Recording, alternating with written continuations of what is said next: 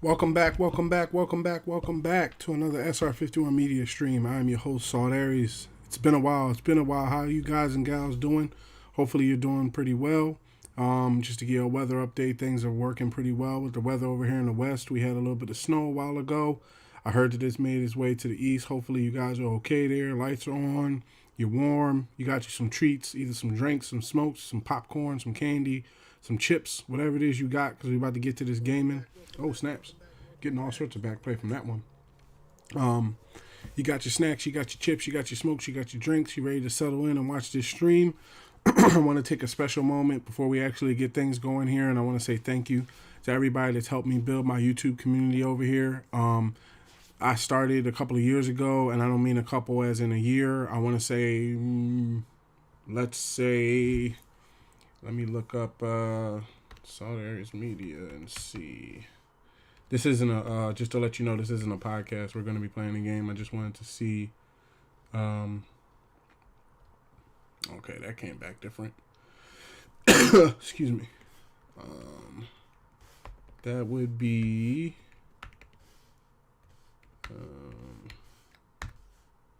So, okay. For some apparent reason, my typing hand is wrong today. Typing hand don't want to agree with me. Okay, found the channel, go over to about, channel was 16 or so, somewhere around there. So you do some small math, which is, if I can find my calculator,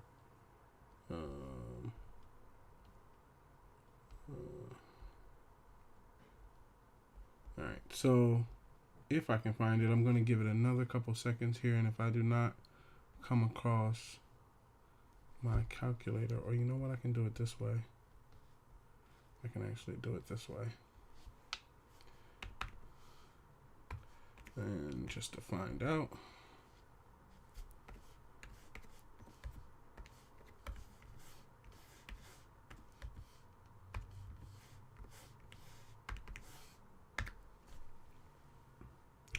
it's been doing it for about 6 years now. So to call it fair, a lot of times what ends up happening is, opened the wrong window there. Got to go back to where I was. Okay. Was in the wrong window. 1 second, because it's for the playback for me to be able to watch things. Okay. So what I was saying there was, yeah, I've been doing it for a while now. Been out here 6 years. This will make another year on YouTube. I'm not going to go into the goods and the bads of YouTube. I think every platform has goods and bads, but I just feel as though that YouTube has more good than bad going for it. I just wanted to take a minute to thank everybody that has watched my videos, liked my videos. I see all of you. Okay, I go back to any video that I publish and I see, you know, how long you guys watched it, when you watched it, if you watched it at all, if there's comments posted, you know, all of this helps the brand grow. And like I told you, just to explain it, if you don't know, just because I'm on Theta TV, excuse me, I wanted to step away from the mic, thought I had to sneeze. Just because I'm on Theta.tv as well doesn't mean that it detracts from YouTube. Theta.tv is a decentralized platform. Just to basically give you a small understanding, it's basically like for cryptocurrency and NFTs and things like that. I'm not a financial advisor. I'm not giving you financial advice. I'm just saying that, you know, I'm documenting my journey, and being on Theta is one of the things that I like to participate in when it comes to NFTs and cryptocurrency, just because YouTube, Amazon, Facebook, things like that are centralized platforms. Now, if you would like to do some more research into that, you can, but essentially I like to be on both. I like to be on centralized and decentralized. I've been that way for, centralized has been going for maybe 6 years. Decentralized just started maybe, I want to say this is my second year, something like that. So it hasn't been that long, but you know, it hasn't built the mass following that we have started to garner on YouTube. But I wanted to take a minute to thank everybody that watches the streams on YouTube, likes, comments. If you're subscribed already, that's great. Thank you for being a constant subscriber. You know, no one wants to deal with in and out people and things like that. It can kind of really mess with the algorithm and mess to the numbers. I want to thank everybody that watches the videos we publish. Every time you watch something, it helps the algorithm go up and, you know, helps the community grow. The bigger we get, the more we get. You know, whether that be games, whether it be reviews, whether it be products. I'm not really too, you know, dead set on which direction we're going to go with this, but I do have some things planned. I don't want to tip my hand. It's like sitting at the table, you know, in blackjack. It's me versus 3 other people and the dealer, you know. So I got to do what I got to do to make sure that the hand is protected, that we going to hit this blackjack and we get paid out, you know. And I don't mean in money, you know, because I'm not really too concerned about the money aspect of it. You know, when I was a kid, you know, just saying, when I was a kid playing video games, they didn't even have a way to stream.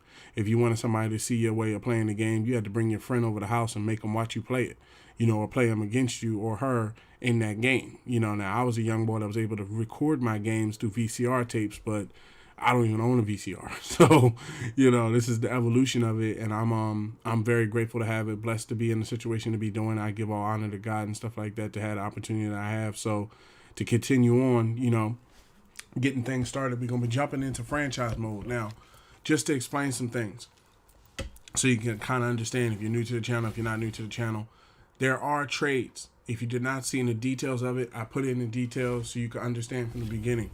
Trades, cuts, X Factor, max outs. There's a lot of things that we're preparing to do. I'm going to jump past this week because I want to see if there's any breakout messages or anything like that. And plus the first week, there was nobody really there that wanted to negotiate anyway. So there's no real point in waiting. Okay, so there's no breakout messages or anything. Regional focus. So this is a aspect of choosing where your scouts essentially focus. Like, okay, so the West, they're focusing on a cornerback. It's cool. All of them can be focused. All of them can be focused on where they are. Well, he's a wide receivers coach. Okay, you can change positions. Okay, so the cornerbacks coach should be searching for cornerbacks because you see how, just to let you know, see how it's a 2% efficiency boost when you're scouting cornerbacks. That means when you let them scout the position that they came in scouting, they scout better. And I would prefer him looking for cornerbacks. Okay, so he's been changed. Then we're going to change him to look for a strong safety because I do believe I might end up paying Justin Simmons his money, so we're going to look for a strong safety. And then we're going to look for wide receivers because we have a top flight halfback. And then Southeast is going to be looking for,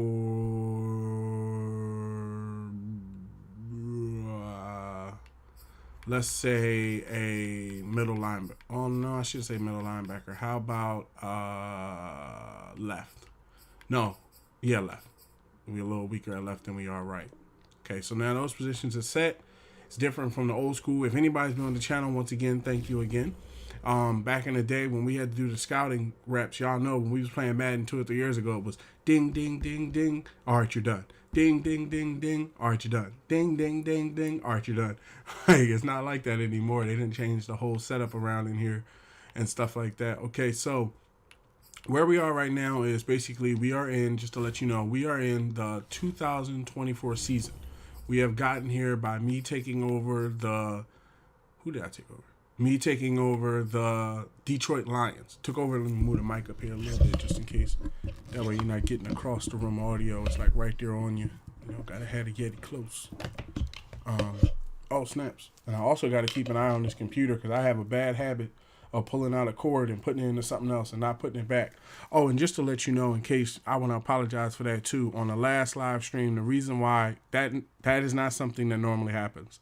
What happened was I took the live stream setup into a different room of the house, and basically I went on a smoke break, and when I came back, I was, you know, shutting things down, not for the night to close it out, but at least to get into that kind of chill night vibe and stuff like that. And the system was located somewhere other than where I was going.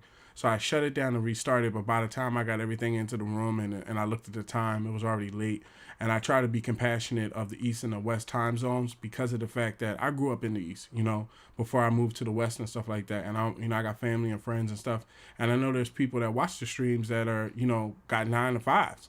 You know, I got a 9 to 5, but some people got those strict 9 to 5s. You know, those you better be in here at 9 in the morning type 9 to 5s.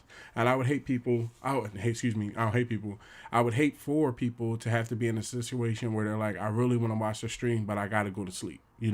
or I really want, like, that's why I don't really stream on, nothing against them, but that's why I don't really fall into the Twitch and the Facebook things, because of the fact that you could be watching the stream and it's only like an hour or two left. I say there's an hour or two left, but you can come back the next morning when you're on lunch or something and watch what you didn't watch, or watch the stream that you missed or something. Like, it's like TV, it's how we grew up.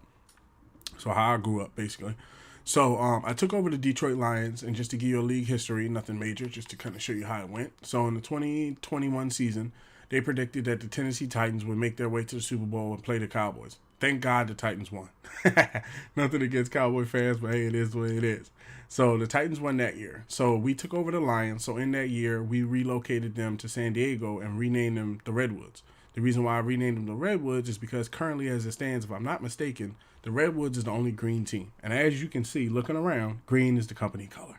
So basically, I had to go with the Redwoods. Now, I've grown to like the Redwoods. At first, I didn't, it wasn't ferocious, and it wasn't a tiger or a lion or an eagle or something like that. But then once I took a step back and I just, going through video footage and stuff like that, and I bumped into my own logo, I was like, yeah, a lot of people underestimate them elephants to them boys running 5 and 6 deep.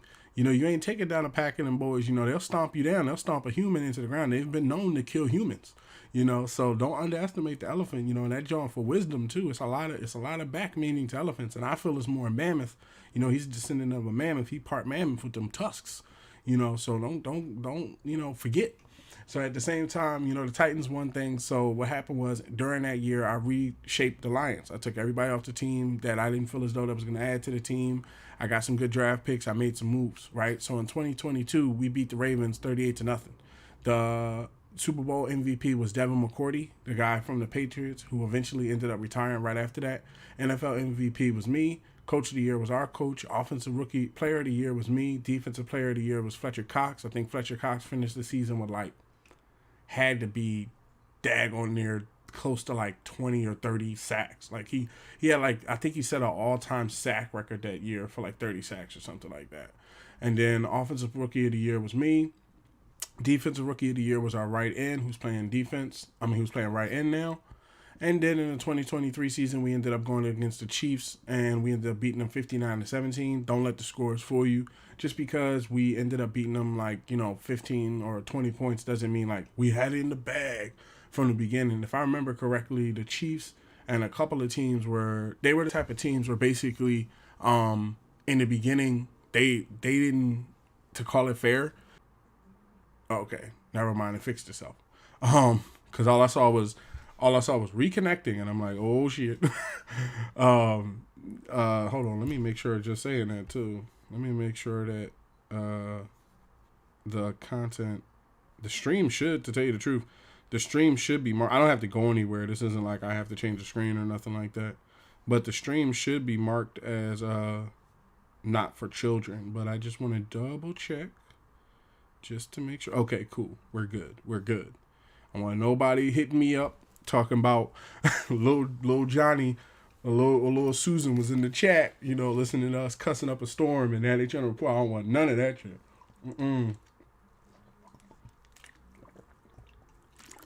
Don't get me wrong. I don't normally be cussing it up all the time just to cuss, but every now and again, one of them might fly, So we ended up winning 59-17, and what I was saying was, don't assume that we just had this in the bag. Nah, when I played this Super Bowl here, I was nervous the whole time, that they were going to come back. That's why I put up as many points as I did. When we played this one, I ran the score up on these dudes because all I thought to myself was Patrick Mahomes going to work some magical crap in the end, and he did. Towards the end, I think he threw 2 or 3 touchdowns. Tariq Hill outran our best cornerback in the fourth quarter. I was like, now what if this was the first quarter? I'd have best around and lost, right? So I was a Super Bowl MVP for that one. Our NFL MVP was our halfback. He had an amazing year, if I'm not mistaken. He either tied or he surpassed the all-time touchdown record for a halfback, so he earned that. Offensive player of the year was me. Defensive player of the year again was Fletcher Cox, because if I'm not mistaken, he set the second rating. So he's first and second, I think, on all-time defensive tackle. I might look that up a little bit later just to put up there. Rookie of the year was some other guy, and left end was another guy from a different team, right? One from the Vikings, one from the Patriots. So I just wanted to take a minute to at least explain that so you can understand where we are, okay? So it doesn't look like, okay, we're just sitting here, going menu to menu to just do it. Like, no, this is kind of some of the stuff that goes into it, So right now the reason why I was bringing it up too is right now we're in week 2. Now, if you're new to franchise and let's just say you want to get into it, when you get into it, week 1 through 8 is basically your trade weeks. After that, you can't trade anybody. Okay, so let's say hypothetically you weren't getting along with a player, or in these situations, like I come in here, right? Just looking at some of these numbers. So Reisner wants $20 million for 2 years, so he basically want to be paid $10 million a year, right? Now he's good, right? He's good, but is he $10 million a year good? Okay. Stephon Gilmore, Xavier Howard, I've decided I'm going to pay them. These two dudes are going to get paid out. They're coming back. DJ Chark Jr. DJ Chark Jr. is a little bit of a different story because of the fact that he's like my number 1 wide receiver, but I do have Devontae Smith, so I'm going to take a roll at some of these other guys and see how it works for some of these other guys because I played the Patriots first, and when I played the Patriots, they locked down because the other wide receivers are Devontae Smith and some other people, and they were locked down. They had the cuffs on them dudes. Like, they really had the cuffs on them dudes. They wasn't able to do anything. Justin Simmons right now is probably one of the best free safeties in the NFL, and if I got rid of him, it really would weaken us going into the playoffs. I do feel that out of this entire list, being the highest person here wanting money, I do feel as though that we can do without DJ Chark Jr. I do think we can do it. But I would, if I don't trade him by week 7 or something like that, then basically he would just walk and I wouldn't get anything for him. So to run the test to see what can happen is this guy right here, Xavier Howard, has a 91 or so rating for zone, okay? You see how Justin Simmons plays at 81. But the things that what's going to end up happening is Xavier Howard has stepped up in a depth chart and is able to now play free safety. I don't know if it's because he got older. I don't really know what the hell it is. But these two guys right here, and also including Darius Slay, can play his position. So if his position can be played by this guy, then I would pay this guy and nothing against him, but probably trade this guy. So he won't be playing this week. Same thing with him. Don't get me wrong, but $62 million, I mean, you got to understand, we've won 2 Super Bowls, right? So $62 million, like I had a right outside linebacker, and this isn't, like I said, a podcast, nothing, just running through it real quick. I had a linebacker, Josh Allen, that I got from the Jaguars. He asked for $62 million. But he asked for $62-something million for like 6 years, So I looked at it like, okay, I have him linked up for the next 6 years. DJ Chark Jr. wants $62 million over the course of 4 years. So not only does he want to be paid $10 million a year, period, he wants a $21 million bonus on top of that. Now, you come in here to his stats, don't get me wrong, okay? He's gotten himself up into X Factor, top 6 halfback, wide receiver of the league. He has earned his position on his team. But the problem of it is he's not really being that good of a negotiating partner when it comes to negotiating, right? That money, that $60 million that you spend on him could probably pay for all these other players right here, right? So it's a decision that has to be made. So to further know that decision, we're not just going to sign the contract or put anything out right now. What we're going to do is going to come over here to the depth chart, okay? Let you see it for yourself. At wide receiver, we have the new Bowman. Bowman has just stepped up, right? He's a X Factor himself. Winslow's a 82. Massey's a 79. Cumberland's a 79. And Nick Thorne can play 72. And we're going to take DJ Chark out the game, right? Put these two guys, these 3 guys right here is we're going to focus on. If DJ's a 91, right, and they're 84, 88, give them a chance to step up. You see what I'm saying? So, and then at left guard, right, Reisner's at 85, but Favors, the rookie who has only been in the league 2 years, is at 84. So instead of, once again, paying Reisner $10 million a year, not saying I won't, but let's see how the left guard position holds with him in it. He might be another trade pick to get us a wide receiver. There might be another rookie wide receiver that's pretty good or something like that. You got to know, in a way, too, with franchise, you got to know how to flip them. Not saying it's not being cocky or nothing like that. Just saying, like, if a player does not want to work with you, or let's just say for whatever reason, because it happens.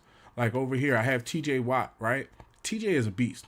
I have nothing against TJ Watt whatsoever. But what I do understand is TJ Watt is coming up to a situation where his contract is about to be due. He's been in the league 7 years, okay? He's a 99. he earns his $100 million something dollars. But next year, my contract comes due along with the halfback. And when you come over to, just to show you, right, when you come over to the positions, I'm a 98 and the halfback is a 99. So that's probably $200 million just between the two of us.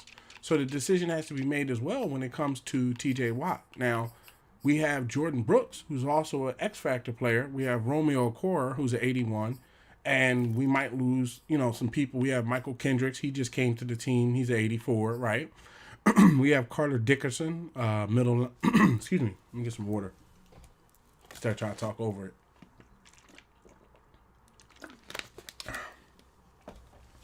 We have, excuse me. We have Carter Dickerson, Josh Allen, Shaq Thompson, right? So it isn't to say that I'm gonna definitely get rid of, what's his name? It isn't to say that I'm definitely gonna get rid of, TJ Watt, but I want to see what the team looks like. Can you guys hold the spots? Can you hold the line? Are you in a situation where? Are you in a situation now where, okay, let's see, I got to bring somebody in. Bring in Anthony Harris. I'd rather Anthony. Oh, well, you know what? No, Jimmy Ward's playing better. No, because Anthony Harris is a superstar. I want to see what he can do. Can you hold the position? Can you hold the line? Do I see a lot of passes coming to that region and nobody's really picking it up? Because, just to show you, if I'm not mistaken, I could be wrong here, but I'm pretty sure for the Steelers to had a 2-year contract on, because, yeah, JJ's right there. See how all three of us right here on the top? There's no way. I signed a rookie deal. This is a rookie deal that's running out for $36 million total. He signed a rookie deal of $4 million for 4 years, so these are $1 million players. TJ signed, he's on a 5-year deal. They signed him to an $87 million contract. Now, like I said, I don't want to necessarily trade him because I don't feel as though that you trade away somebody like that. I feel as though you wait. So because I have him under contract for 2 more years, and I do think that there's a possibility we might be able to work out a deal, I'm going to take TJ Watt off of the trade lineup, right? I'm going to give him his spot back, right? I'm going to take TJ off of the trading block because I feel as though that you never know what a player can do. I've had some players sometimes where, because what I like to do before we start the game, just to let you know, is what I like to do, I like to trade away people that I know are not working with me. If you're not working with me or you're not trying to work with me, then, you're out of here. Now with DJ Chark asking for this amount of money in 4 years, right? That's a little pricey. Same thing with Justin Simmons. When you look at it, this is over $100 million just in these two people. So I might be able to trade him back to the Broncos for a pick or another player. I might be able to trade him to whatever team I want to help, because what I like to do, I like to be nice about it. I'm not just going to ship you off to no random team. I'm going to ship you to the Eagles or the Broncos or the 49ers. Eagles, of course, is my team. This is just other family teams. But, the Broncos or the 49ers or the Seattle Seahawks. That way, those teams that I like as a family friend, of course, it's Eagles all day, bleed green, nobody else. But you can ship them off somewhere nice, and then like Penny Sewell, he'll get his money. And then Penny, the thing about it is Penny is kind of making it good for somebody like Reisner because the $20 million, once you're not paying $62 and $50 million, everybody else can really be afforded. The only $50 million contract is Devontae Smith, and I'm signing that. That's the Slim Reaper right there. So, yeah, we'll put TJ back in, and the only person that's not going to be in is going to be Justin Simmons and DJ Chark Jr. Everybody else on the list what does he want again? Oh, okay. See, that's another thing. See how Decker, I wanted to bring that up. See how Decker only wants $8 million a year, right? But Reisner is 2 points better than him, and he wants $20 million a year. So that's a breakdown of like $10 million a year. So that's why he's not going to, this guy right here, Reisner, and DJ Chark Jr., Justin Simmons, they are not taking the field today. And if I suspect, this is how it goes down in regular NFL as well. Now TJ, I don't think you trade away a TJ. Just to be honest about it. I think when you got somebody like that, you go in debt, for those 3 players and just do what you got to do type of thing. Okay, let's make sure we got everybody lined up for the week. What are we going to be looking for in the offseason? Scheme fits have increased. Okay. What's this? There's linemen. Yup. Gonna need some linemen in the free agency. Yup. Okay, let me get a quick scan because I have 2 open positions before we mosey along to this game here. I have 2 open positions. Celeste, never heard of you. Philip Lindsay. Oh, damn. Philip Lindsay's out there? What they do to you, Lindsay? Damn. They let him run? You know, let me see. I might be bringing you on. Let me look around for a little bit. I don't want to commit. I don't want to commit just yet. Okay, so Colin Kaepernick's out there. Okay. Damn, they got Philip Lindsay in the damn. They got Tariq Cohen. Damn. I don't know, man. I don't know. You know, could use some some linebacker help. You know, Josh Everett. Okay. Is that dude? No, that's the dude from the Washington Commanders. Yeah, dude, that's my first stream where I can say, you know, I'm not gonna lie to you, the Commander's name, it's not too bad. You know, like it's not too bad of a name to have. You know, it's pretty okay. I was like, oh, okay, the Washington Commanders. You know, that'll be good to kind of play against these dudes and see what they can do. So we got 2 open positions. Bud Dupree. Huh? They let go of you? Really, Nick? Wow, because he's dropped in rating. He's like a 75 now. Oh, okay. Trey Flowers is out there. Wow, they dropped Trey Flowers. Dang, he's dropped as well. You know, my undisciplined penalty tendency. He must have developed it. Okay, let me see.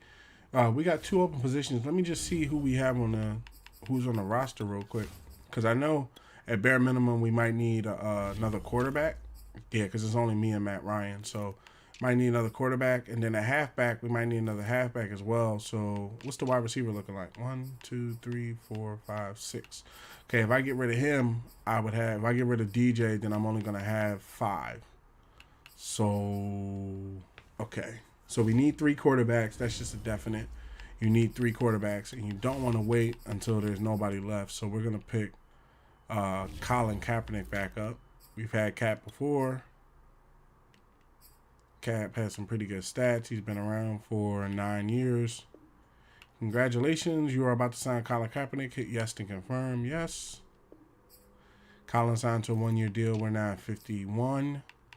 Okay. Is there any Boston Scots? Any former Eagles out there? Who's this guy? Power back.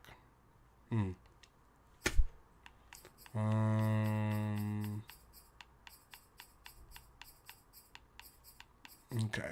We're not going to get too invested in going too far on this list. We're going to stick more to the top where players are kind of developed, just in case anybody has to go in. So Philip Lindsay, Tariq Cohen. Tariq Cohen's been around 7 years. I like Lindsay. Lindsay's elusive. He has a little bit of power to him. His injury was the thing that, let me see what his injury is. Injury's at 86. He's a leader.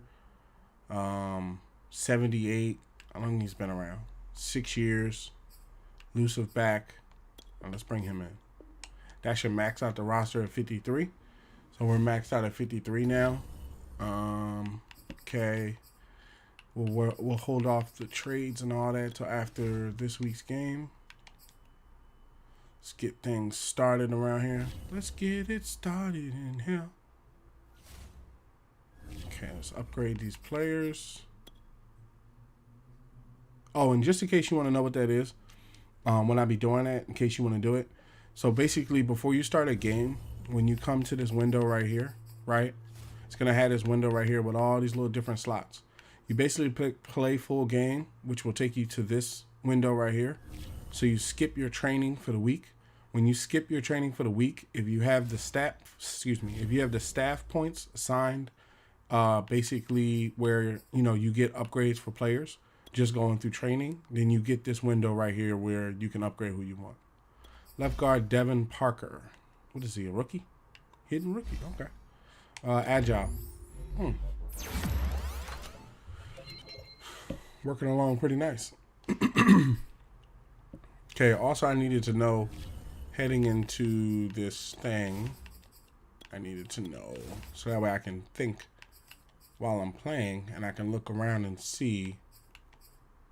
Okay, so Stephon Gilmore, Xavier Howard, that's what I thought. Darius Slay, Matt Ryan. Okay, all right. So DJ Chark and Simmons are not listed as basically the players that the fan base likes. They like Darius Slay, Matt Ryan, Xavier Howard, Stephon Gilmore, and myself. So that's okay. That's a pretty good thing. Oh, 1 second here. Just want to this out of here. Give me 1 second.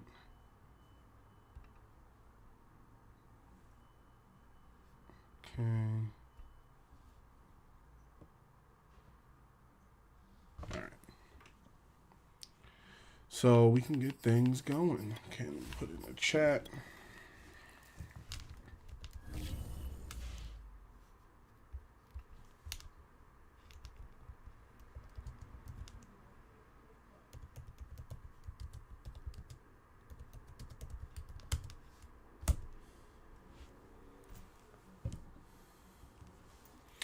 Okay, so the Vikings are up next. They have, let's see, advanced settings, multiple defense, run balanced. Okay, I know they have Justin Jefferson. I know that for a fact. They have Justin Jefferson. So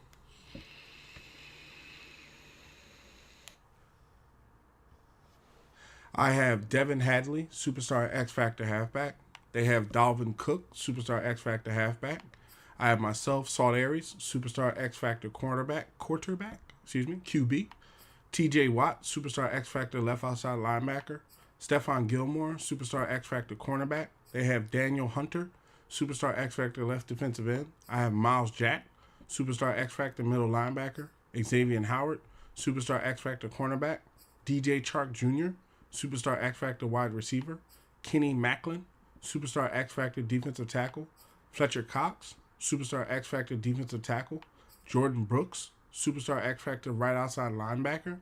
Darius Big Play Slay Jr., superstar X Factor cornerback. Raheem Bowman, superstar X Factor wide receiver. They have Justin Jefferson, superstar wide receiver. I have Josh Allen, superstar right outside linebacker. Penny Sewell, superstar right tackle. Jack Fox, superstar punter. Lane Pave the Lane Johnson, superstar right tackle. Jared Church, superstar left defensive end. Shaq Thompson, superstar right outside linebacker. Excuse me. Eric Kendricks, superstar middle linebacker.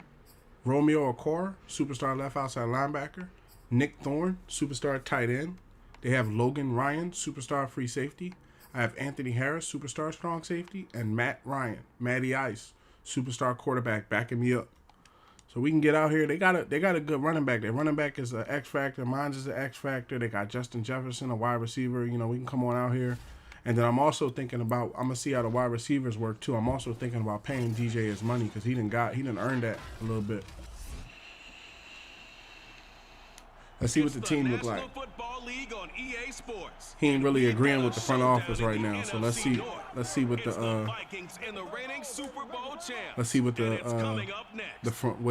field tells us. You know, we might get into a situation where the coach be like, "Hey, pay him what he asking for." And we playing in dome too, you know, the futuristic dome. Well, I should say futuristic state. No, it's sphere. We playing in sphere dome. It's unlike any other in sport as both teams made their way out of the tunnel. These folks are fired up. Let's go, boys. Time to go to work. Let's go. With the Minnesota Vikings.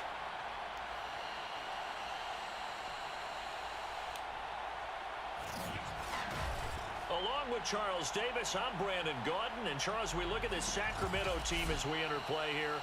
They've been buoyed by getting 2 home games right at the start, and they come off a good victory in week 1. Welcome back, Colin. Last week, they had things humming. If you're a defensive player, you may get overshadowed a little bit, but you're really buoyed by what your offense is doing. Meanwhile, for our visitors, the Vikings, they were losers their last time out. They're going to try to get back in the win column. It's a cool logo from Minnesota, man. I like that logo. And sometimes it actually works to your advantage. Man, wait till we get that Madden 23. They got the Washington Commanders in there, John. They got the new draft cookies. Oh, it's going to be tough. It's going to be tough. I'm on that day one. I'm on that.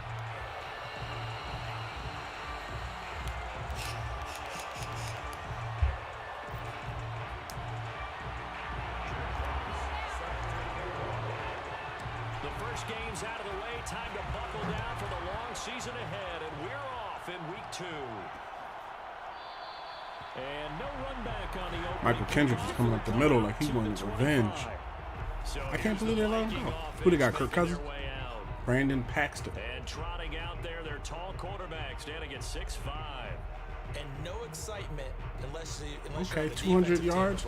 He threw for 200 yards and an interception. The only excitement he really generated was the one interception he threw. And no touchdown. Play the drop. And his team wasn't real thrilled about He already backing up. First play, he already backing up. I know this week has been tough on him because he's been working hard. Fundamentals, footwork. Get down, boy. Right away, he lost the football. And this is Give me that. by the defense. That's right. And the field position doesn't get That's much right. better than this. They'll have it first and goal at the 8-yard line. That's right, boy. This is our house. Coming out for the first time with great initial field position. And a glance here at the man calling the plays under center, their 6'4" quarterback. And he comes off an incredible performance in the opener. 5 touchdown passes. Now look, you always want to start strong. I think See if we can shoot that gap, maybe get there before they change up. Go. They'll try and run for it on first Ooh, and goal. go again. That line looked mad open. Down to the 2-yard line. Oh, they blocking the line now. I don't know. From last week's contest, 20 carries. Ah, all right. We're going to try something. We're going to try something. We're going to try something. Comes Hold on. up short of the goal line as he'll get a yard There we down go. about the 1. We're going to try something, y'all. He's among the leading rushers in the league.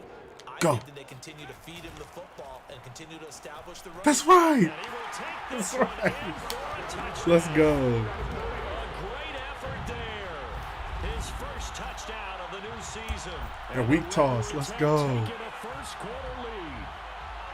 So the second down run didn't work. I see you, Favors. Good block. Good block. I see They you. might pass it, Charles. We know that they like to mix it up down here around the goal line. Yeah, almost felt like the offensive That's right. line said, forget mixing it up. Let's call our favorite running play over our best blockers, and let's get this one in. The call is to go for 1 and kick the extra point. Oh, yeah, we ain't going for 2. We just caught him off And guard. it's good to make it 7-0.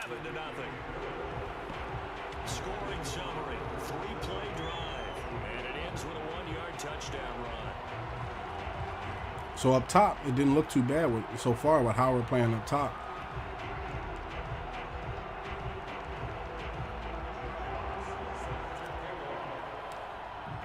I didn't even have to bring the offense out there because I can't see what it looks like without DJ yet. Send this one away. And this will not be returned. It's a touchback, and they'll begin at the 25. And the Vikings taking the field here for their second drive of the game. And last time, not only the turnover, but that turned into 6 points. They got to make up for that here. We always hear about empty possessions, but some are worse than others. You can have an empty possession. He backing up again. Away, get yourself set to play defense. Runner probably going to be a blocker. It changes momentum, and when they take it downfield and punch it in on you, that's a bad possession. Uh-oh. And he works free. That's their halfback. Ooh, Off a big chunk of yardage before being dropped nice chunk. I ain't going to hold you. Nice chunk. Nice Big chunk. play there on the catch and run. Just a terrific run there, Bring your Charles, blitz. from a running back who is so compact and powerful. I trust my dudes one-on-one. Let's go. Now on first down, he'll drop to throw. That's right. And he's going to be brought down here in the backfield. They dial up the corner blitz that time, and it delivers to the tune of a 9-yard loss. So a nice bounce back there defensively after giving up the big play. Yeah, you can either get down on yourself or you can get motivated. Xavier Howard That time, they dropped it playing that free safety. Really nice. So I would say that they got motivated and made the play. I guarded the air. After the sack, it's second. All right, they're going to be looking for time to get the ball down the field. Tougher from here.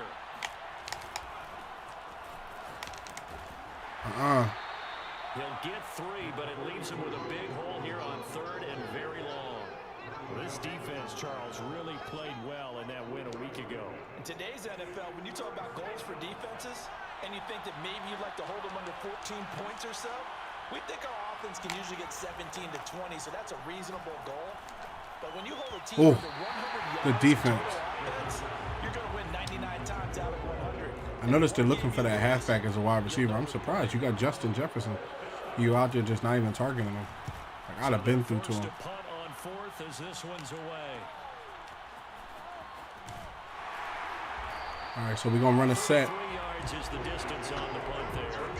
I don't want to trade DJ, but I gotta see what it looks like without him. I gotta know. Gears up to go again.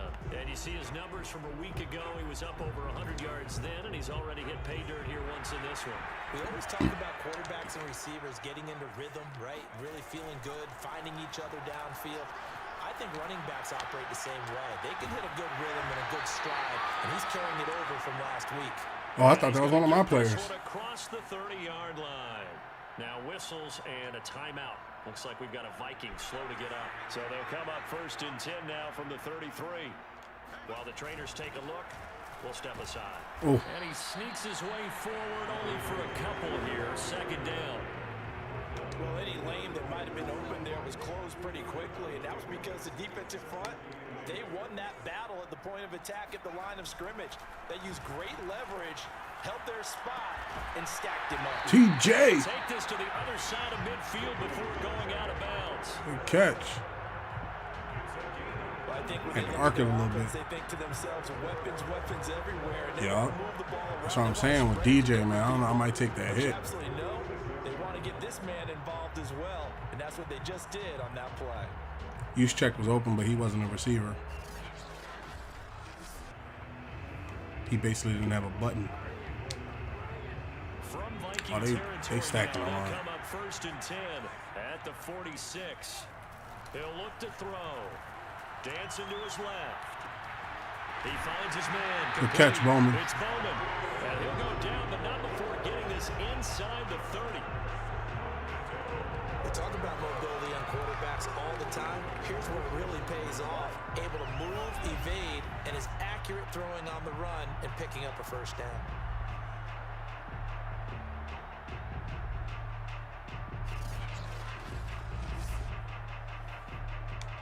Bowman on the deep route. Okay, this is normally DJ's route, but let's try it and see how it works. Now a play fake here on 1st down. That's Bowman. Touchdown. Zone for the receiving touchdown. A great play there. 26 yards. And the Redwoods have taken a 13-0 first quarter lead. They scored the most points of anyone on opening weekend. And He took that route pretty easy. Here. And while there's no guarantee that all the points they scored in opening weekend are going to hold up and be the average all year long, they're certainly starting to set that type of a pace. And what you do with that is you put in the heads of all of your opponents, we've got to really be ready on defense because these guys know how to put the ball in the end zone. You think they can keep piling on the points like this? I think they can if they're prepared to adjust and adapt because they won't see the same defenses week in and week out.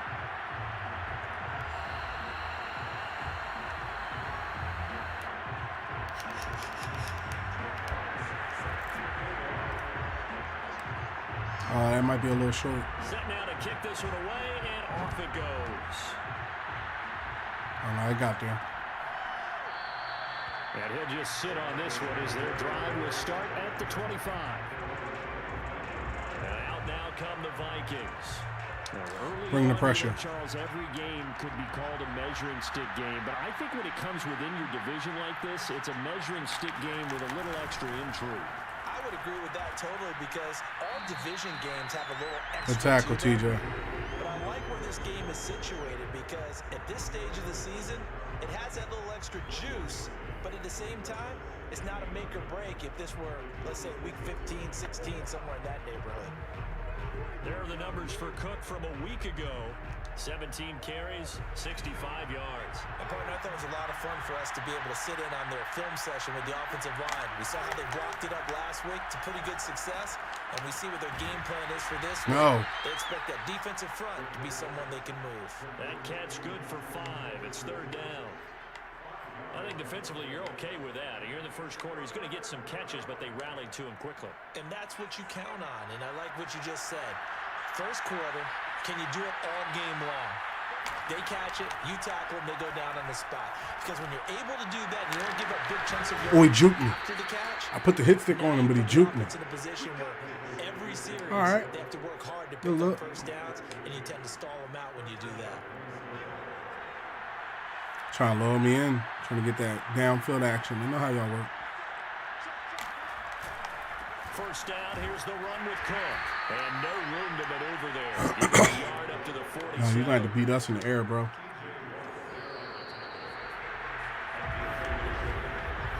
14. As they're looking at a second down and 9 to go.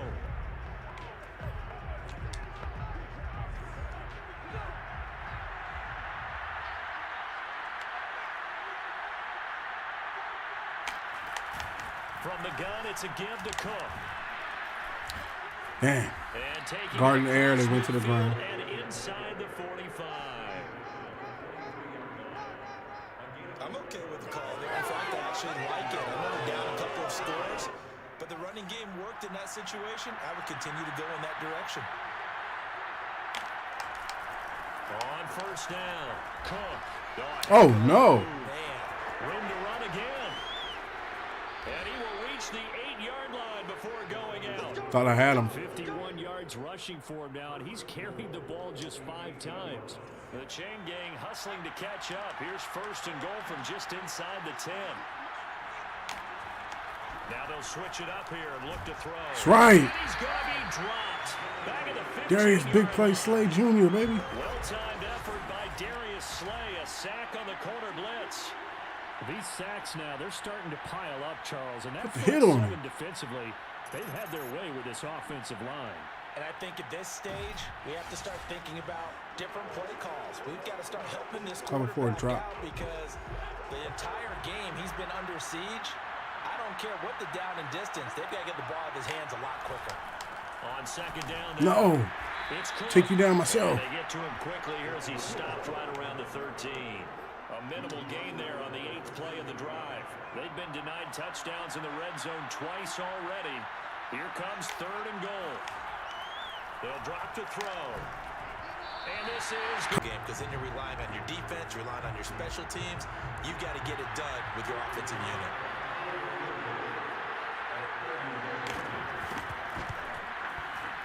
the guy's kick is good.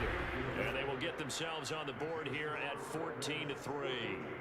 So they do get 3 points, but that's now 3 drives with only the 3 points, not a ratio that's going to win you many ball games. Not at all, Brandon. And think about it this way. We all know payoff is the key, right? And wouldn't we love Let's to have go. a concession on every T-shirt that's been printed in football that says finish on it? Because that's the mantra everywhere. Got to be able to finish Good drives. run back, put points on the 31. board. And they'll start this drive just across the 30. Pretty nice work on the return.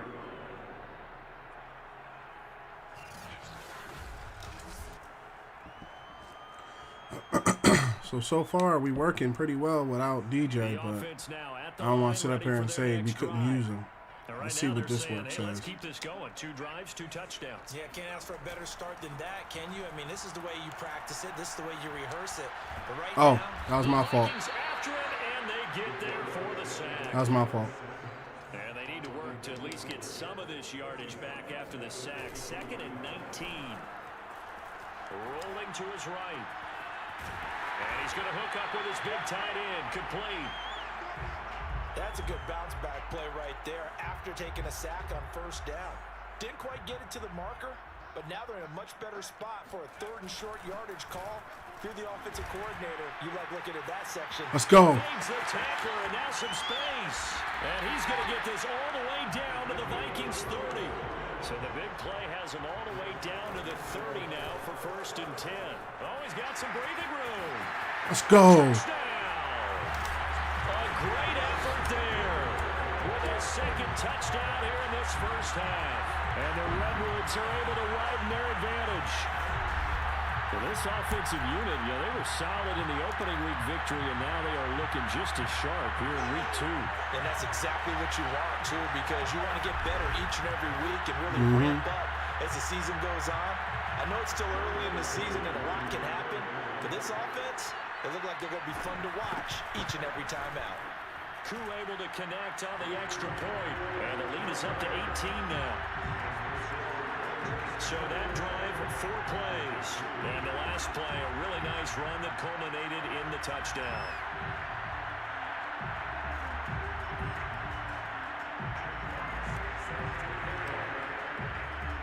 The kickoff kickoff team on the field now as they will send this one away. And this will be a touchback, so they'll bring it out to the 25. And you see Dalvin Cook and the offense heading back out. And the ground game's been good, but they're losing here in the second quarter. Can they use that ground game maybe to work the air attack a little bit more? I think so, because now you can throw play action. No, because they're gonna try to set us up. That's why we're playing the air. Back out of the backfield, get the ball in his hands in open space. And just don't get totally away from running it, because some of these runs now, they may pop bigger as the game goes along. Yeah, they've been good with a run so far. He was unable to shake free there, and they'll cover him for a loss of a yard. 2nd and 11 now. 2 minutes remaining in this first half of football.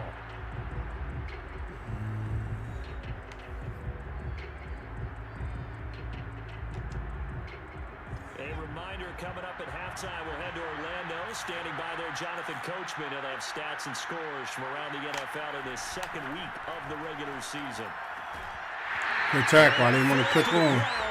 I saw Gilmore coming over there. Let's go.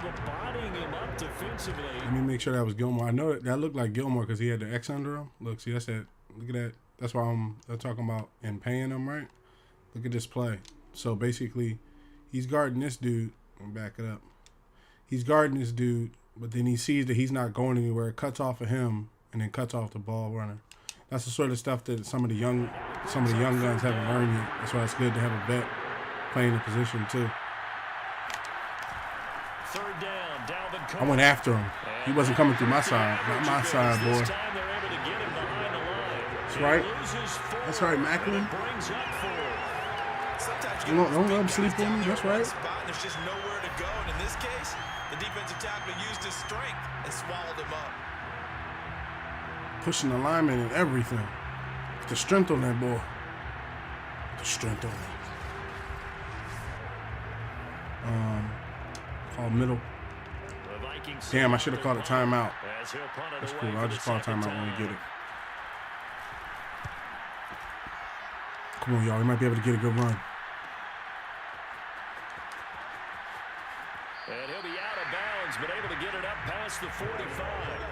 A nice punt, but a good run back as well, 13 yards. 13 yard run back. The offense will take over with a new set of downs. Let's go slants. The offense back out there at the line, ready for their next drive. And the ledger for them so far looks pretty good, doesn't it? It certainly does. Touchdown, touchdown, touchdown. Not sure it can be much Get out of better than bounds. that. They've got to feel very good about the groove that they're in at this stage of the game. Good running. Good running. So many times in my career, I've heard coaches talk about completions are one thing. But as long as we're there at the catch and we get guys on the ground, we can live with that. But if you're going to give up 10, 12, 15 yards after the catch, then your defense is going to be in a lot of trouble.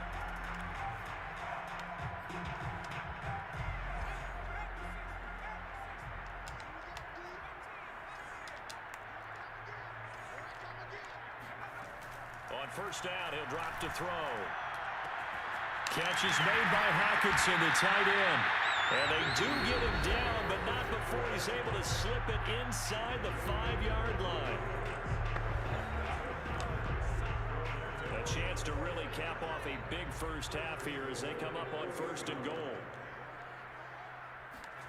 Now back to throw. Flush to his right. And it's caught. Touchdown. T.J. Hockenson, his 2nd touchdown on the season. And the Redwoods are able to widen their lead here in this first half. Good start to the season for him. He had the touchdown last week in the opener and a second one in week 2 now. How about the pace he's already established, right? Not sure he can keep it up for an entire season, but don't burst the bubble because he thinks that he can. Do guys go into a season with a goal for touchdown scored or yardage? What do you think? I think every single one of the guys who's going to touch the football, they all have those types of goals. They all have those types of thoughts. Then they just have to see how the season unfolds if they can stay with it. Unfolding so far so good for him. Extra point by Koo, up and good. And the route is on here. The route is on. Let's go. You can keep piling it on every string. I mean, every score. And no effort to bring this one out. It's a touchback. Dalvin Cook taking the field for the Vikings' next possession. He's been good. They've utilized him well, but they're losing here in the second quarter. What might they change offensively? I think that what you try and do is expand how you get the ball to him a little bit. Get him out in open space, maybe swing the ball to him. What's that they used to call it in the West Coast offense, the long handoff? Yeah. Serve as your running play that way, as well as continue to feed him the football. Some of these runs now may pop bigger later in the game because of the effects of running it. Sometimes people, after a while, they don't want to tackle him anymore, or they get tired, or they get out of position, or he runs through tackles. Continue to feed him the ball. He's having that kind of game. Yeah, might they get him the ball in some space in some different ways here. They'll come up now 2nd and 4 from the 31. Back to throw. 44 seconds. But it's incomplete. I know coaches tell us all the time that having a powerful arm isn't the number one thing they look for in a quarterback. But when you're trying to throw inside routes and you need to put some heat on it, it helps have the big gun. In this case, just a little bit too much. Get him! Oh. Throwing there, but this pass is going to wind up incomplete. The Vikings. We got 2 timeouts. You never know. We might be able to get a long pass, get us another touchdown on the board. He's been a busy man here in this first half as he gets it away. So a change of possession here on it's cool. There's 2 guys, man. Don't even sweat it. Switch hands, 1st and 10. Getting set to go again as we look at the back, heading on the field again. And he's well on his way to a 100-yard game. He's already more than halfway there. We're only in the second quarter. And what I've always loved about running backs is they'll tell you, I had no idea how many yards I had. Right. Those guys have an innate sense of where they are in a ball game and how many yards they've accumulated, because you know they're always working towards 100. He's been working well towards 100 here. So quickly all the way up at the 40-yard line. They'll look to throw here. And got his man complete. Now the offense will burn their 3rd and final timeout as the clock will stop with 18 seconds to go in the first half.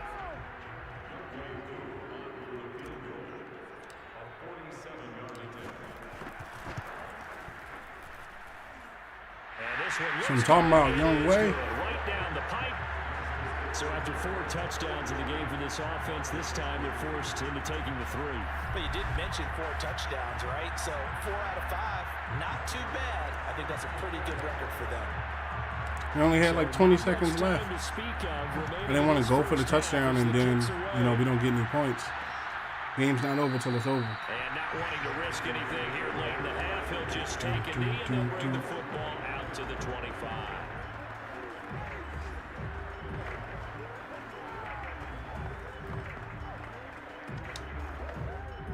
Here are the Vikings now to start their next drive, as they'll take over with just 13 seconds to go before the break. And they're just going to run it here up the middle. And he'll just push his way forward for a few as the clock will run. Just a yard on the first down carry, so it's 2nd and 9.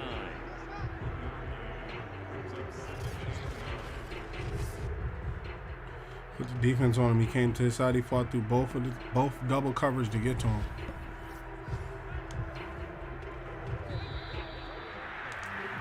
So let's charge up. Let's let you hear halftime. Coach.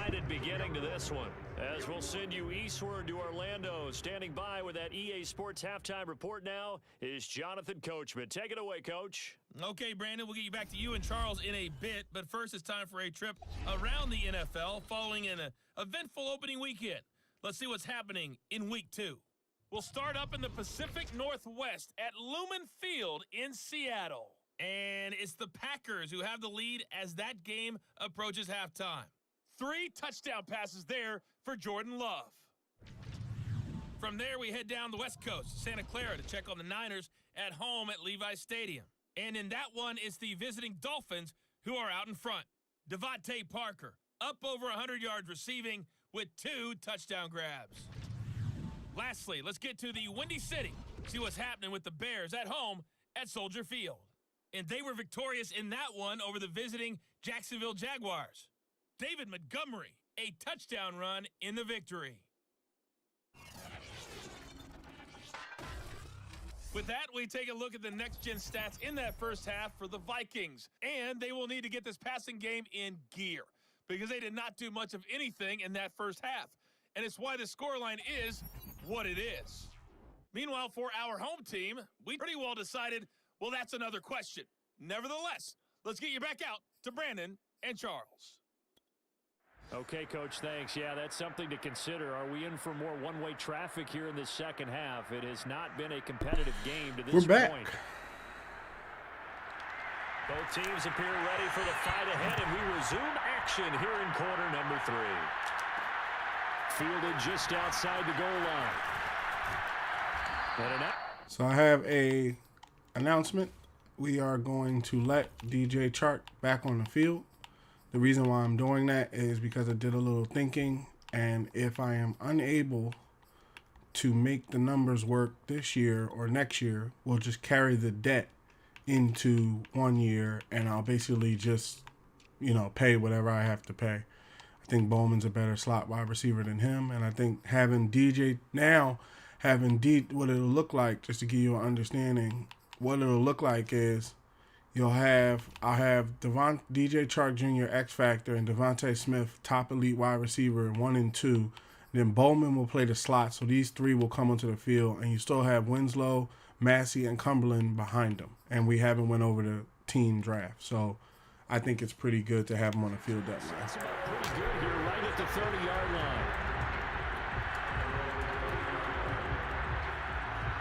And this offense set to go now to begin the third quarter. And the first half definitely went their way, and this would seem to be a great opportunity to kind of put this game a little closer out of reach with a score here. Yeah, and it's a wonderful opportunity for them because if they can add 7 more to their lead before the other guys even see the football, that could be the decisive blow in this game. I think that's how they're eyeing it. That's how they're approaching it. On the move to his left. And he'll have a gain of 3 to the 33. Tried to juke him, but I couldn't. Tip of the cap to the defense. They're working against a very mobile quarterback, but all day long they've kept him under wraps. And on that play, they held him to a short gain.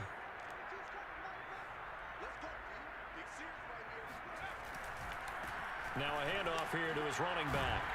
I tried to juke him too early. Brought down there. 78 yards for him on the ground now as he has been terrific here gotta this plug this afternoon. computer back up. I have to mess around in the host. What would have happened if I didn't put this cord back in? The whole computer would have went down. Stream would have went down with it, disconnected everything. You'd have had to start over everything. Gotta get me a second cord.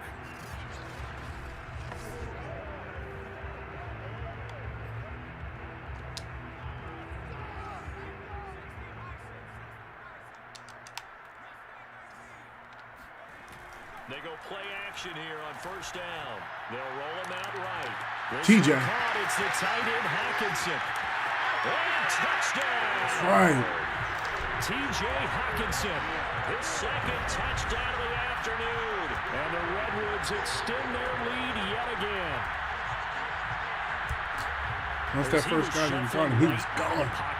You could just tell he was going to take a shot downfield. He had his eyes down there the whole way. He certainly did. He wasn't taking off to go, right? When he was flush from the pocket, a lot of times you see him, eyes will drop, ball will get tucked, and he takes off, becomes a running back. But as you noted, stayed alive as a passer, tremendous body control, and a pretty good arm there, too.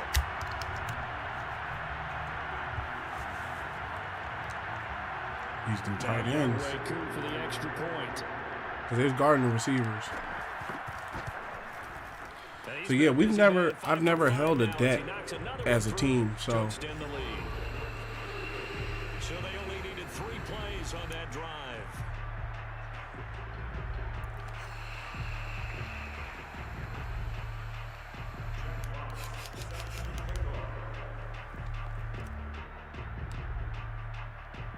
Out is the kickoff unit as they run up and send this one away. And there will not be a return here. It's a touchback, and it'll come out to the 25-yard line. It's the Vikings' turn on offense. We get ready for their first possession of the second half. They are right now just ice cold. I mean, they have struggled big time in this game, and they're getting blown out. How do they adjust? So tough because Probably gonna come with the run. Team game and you need all 11 working well together. But every now and then, partner, you need that one guy who can make a play against all odds. That's right. And he's taken down. Church. The defense rising to the challenge and setting him back on the sack. Good sack, Church. Quarterback retreating away from the line of scrimmage toward the other goal line like that usually doesn't end well. You're exactly right about that. Normally, if they're moving from side to side, they've got a chance maybe to get back upfield. He was trying to shake defenders and extend the play, but it doesn't work out very well for them at all. You need those extra yards on the other side of the line of scrimmage. Now you're digging a hole for your offense. Now then, after the sack, it'll be interesting to see what they have planned for 2nd and 23. Handoff comes to Cook. Good tackle, Lowry. Up to about his 13-yard line. And they only get a yard back there. They'll be left with a 3rd down and long. Come on, boys. He'll look to throw.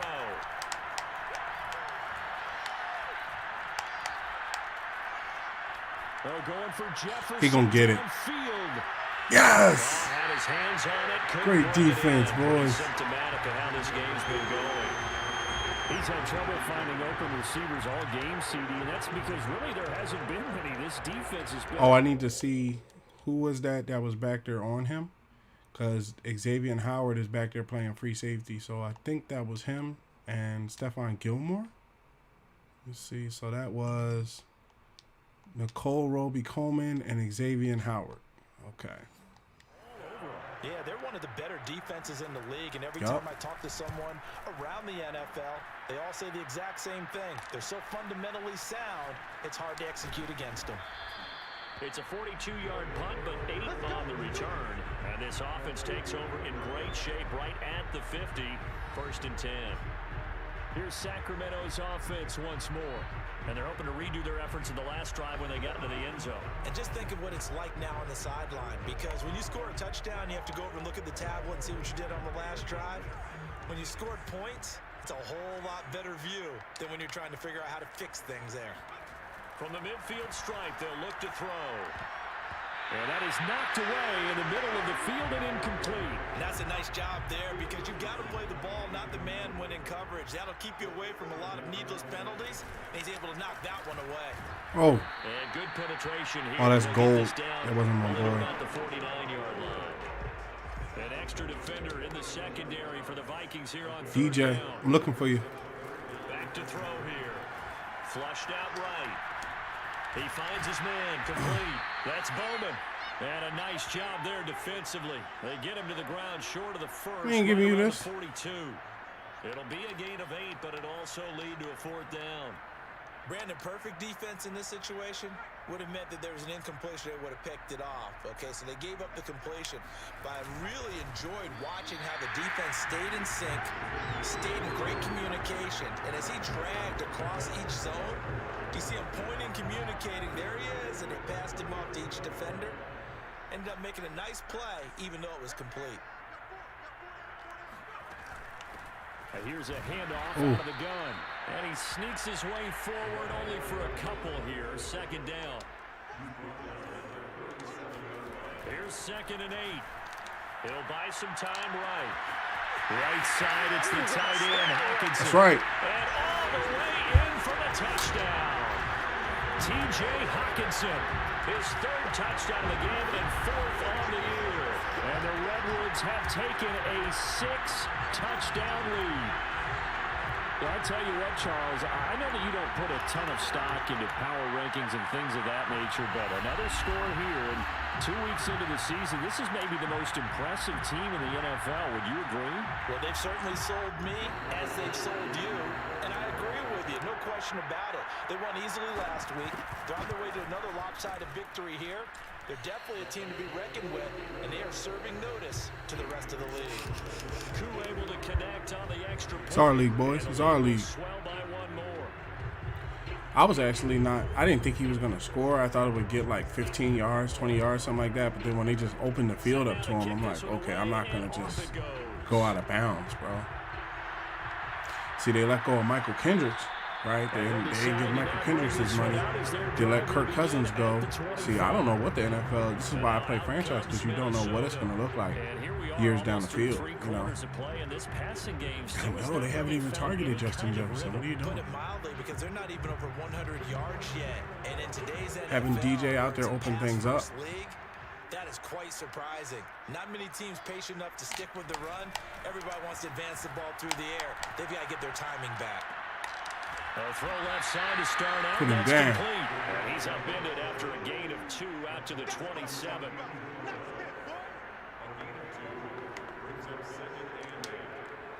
They'll break the huddle, come up on 2nd and 8 at the 27-yard line. Looking to throw. The ball comes out. We'll take that. Defense have it. They do, says the referee. We're going the other way. We have seen this before, and we Good hit, Martin. Good hit. And work on it all the time. Catch the ball. You know there's going to be some traffic somewhere. They got to put it away. Good hit, Martin. As they try and get downfield. Now we get a peek at the captain of this offense heading back out there. Really solid effort for him right now. 3rd quarter, already 4 touchdown passes. How many can he get here? That remains to be seen, but I know one thing. You and I will be here to watch, and I'm not going anywhere. With what he's doing in this contest, I'm not missing a minute of it. This guy's been spectacular. Yeah, I mean, it's a team game, but sometimes these individual performances are fun to watch. Yeah, sometimes they just kind of come to the front, despite the fact that you said we know it's all about the team. But the way he's playing, he's trying to make his team win on his back. Yeah, it's been exciting. After the pickup of 5, here's 2nd and 5. Sliding, and he's going to have to eat this one as down he goes. Daniil Hunter able to Should have waited for the quarter. It's okay. So doing puts an end to this 3rd quarter. So they'll get a little extra time to come up with his 3rd down play as we played 3 quarters. This is the National Football League on EA Sports. DJ Chark Jr., son. Touchdown! DJ Chark, his 2nd touchdown on the season. And the Redwoods are on their way to a 2-0 start. And you wonder now if he might be able to remove the helmet, put on the baseball cap, and watch the rest of this one from the sideline. His 5th touchdown pass of the game. Say that again. Did you say 5th touchdown pass of the game? Yes, sir. I think he shook him because I put him on a I put him on a straight run route just to shake him. Look, he went left, had him, got past him. I'm curious to throw balls like this because when you throw the ball, I'm afraid that this guy's going to jump up and take it, but ain't had the receivers to keep up. I mean, the defenders to keep up. Because they've had no answer for him at all game long. Receivers have been open constantly, and he hasn't missed a single one of them. Extra point by Koo, up and good. And that will extend this big lead. Just a 4-play drive that time.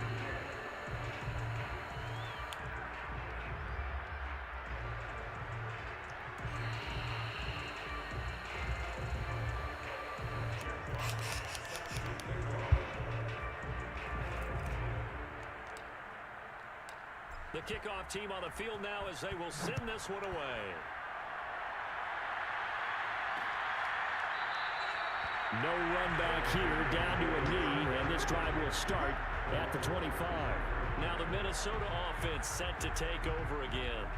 And the turnover last time, that's sort of been symptomatic of their struggles here in this one. Big word. I like it, though, because you're exactly right. Let's go, boys. Might be a screen. Slide to the right. Moving the ball, turning it over on the last possession. I mean the left. Symptomatic. Yeah. I like that. Your analysis symptomatic of the success of this broadcast. What I like is that you gave Got me him. the word, and I just kept using it. A good rally to the football keeps him to only a yard, and it's 2nd down. One thing I think that's safe to say defensively, the tackling's been really good.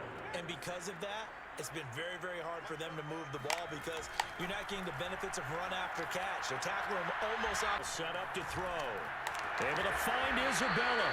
And he will have Good, Harrison. 1st down as they're able to get the 3rd down conversion.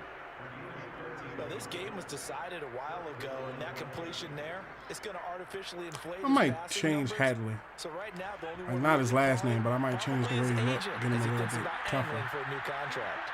Nah, that's cool. Again, he'll drop to throw. That's complete to his running back, Jefferson. 7 yards, the pickup there. Hard to believe his first catch of the game defensively. They bottled First catch of the game, yep. Kept him on wraps. Cover guy on him and then change the coverages behind him throughout the game. Brackets, double, zone, man, you name it. Make sure he gets a lot of angles. So on the Let's other try side Macklin. of the field now, it's 1st and 10 as they've got things rolling on this drive. We'll take that. Double team, and it's intercepted. Picked up by Xavier If you look at Howard playing the zone. Mistake after the interception there, and guys, you look up at the scoreboard, they just got to be thinking this one cannot get over fast enough. It certainly can't. Oh, and sorry for having the when you get this big of a TV up a deficit, little earlier. you're supposed to make all the right throws. I didn't know You're till I supposed took to off the try and headphones at obviously get the ball halftime. to your own guys. But being down this big, you also take even more chances. And in this situation, that hasn't paid off for them at all. On the other sideline, jubilation and laughter. Here's Sacramento's offense once more. And after the interception, they are sitting in an even better spot with the ball and a comfortable fourth quarter lead. So here's a 1st and 10 now down inside the 20. They'll try and run some clock here as they keep it on the ground. And he finds some space past the 25 to the 27. 104 yards rushing for him now as he has been tremendous all day long. Yep. And to give this time to the tailback. And he'll get it up to the 33-yard line. Well, that's a carry they have to be satisfied with. And throughout this game, they've been satisfied with what he's given them. Whenever they've needed a big run, a first down, he's the guy they've turned to. And it doesn't matter what the defense thinks. They feel like they've got the confidence to keep handing it to him and keep picking up good yardage. Able to force him out of the pocket right, but still able to complete it. And able to rip off a big chunk of yardage before being dropped inside the 40. See how Bowman's able to play the slot, and then DJ and what you call it, Devontae and DJ can draw off the defense. So that's why it's good to have Chark out there, have a defender on him too. And he'll give it here to his running back. And a short gain there down to the 37-yard line. Stop made by Marlon Davidson. Rolling to his right.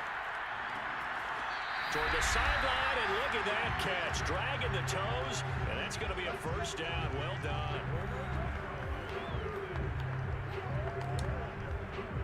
So it's our home team here in possession of the football as we come back. And they have just about put this one on ice as they've got it here, 1st and 10. And he'll be taken down at the 20 after a gain of just 1. The run only got a yard. Here's 2nd and 9. They'll roll him out right. And he'll be forced out of bounds shy of the line of scrimmage, so that'll be credited as a sack. A 2nd down play results in a loss of 2 yards. 7th play of this drive coming up, but a long way to go on 3rd down. And he takes it down to the 10-yard line. Fastball, you ain't catching him? No doubt those are the types of carries they're looking for here, Charles. The lead in the fourth quarter. A couple more yards and you get the coaches with the coach running. Breathe a little easier on the sideline.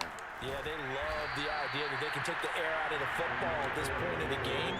That means they're really counting on that offensive line, counting on the runners, taking care of the football. Because you're going to tell your quarterback, hey, no time to be a hero. We're not going to throw it here. Just eat up that clock. And if you have the ball, they can't score. Is he getting 3 touchdowns? Now a handoff here to his Yes, he is. And they are going to score again. Yet another touchdown as they just add to their totals. Looking like they're well on their way to a 2-0 start. All smiles right now on that sideline, isn't it? As well there should be. It's hard to win a game in the NFL. We hear it all the time. We know that it's difficult. But guess who's smiling? But inside is thinking 24-hour rule because we're going to have to play again next week. Boss man. Oh, without a doubt. The head coach, he wants them to feel good, but at the same time, find a way to keep improving.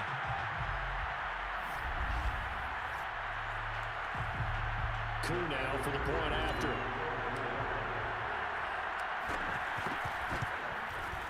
Now this one was over a while ago as they just add on to their big lead. A pretty long drive that time. 11 plays all told. And it results in a 4-yard touchdown run.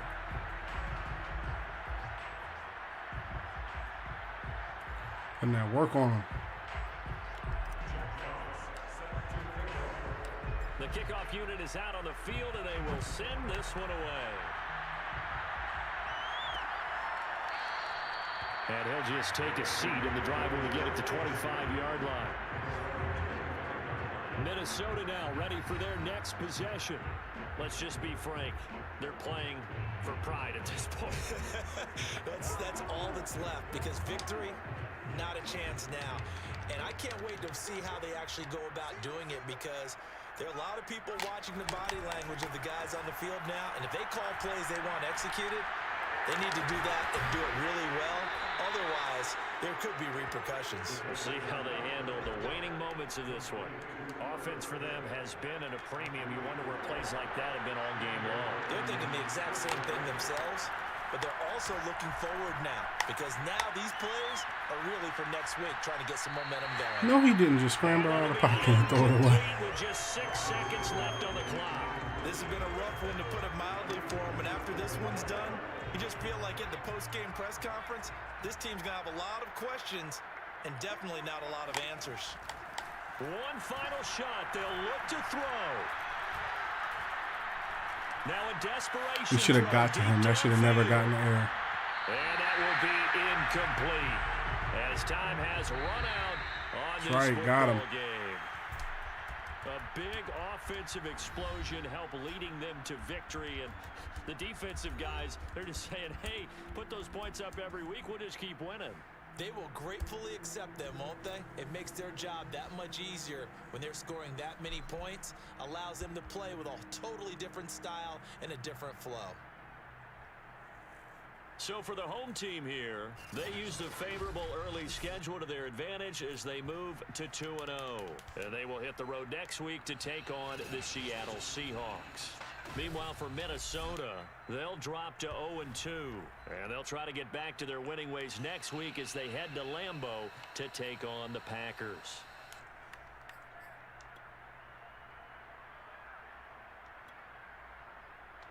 Oh, you can watch highlights. I'm good. Maybe in playoff games we'll go back and watch the highlights of the playoffs. I just discovered that. I didn't know you could watch that. Raheem Bowman, he was doing this thing. Deep threat.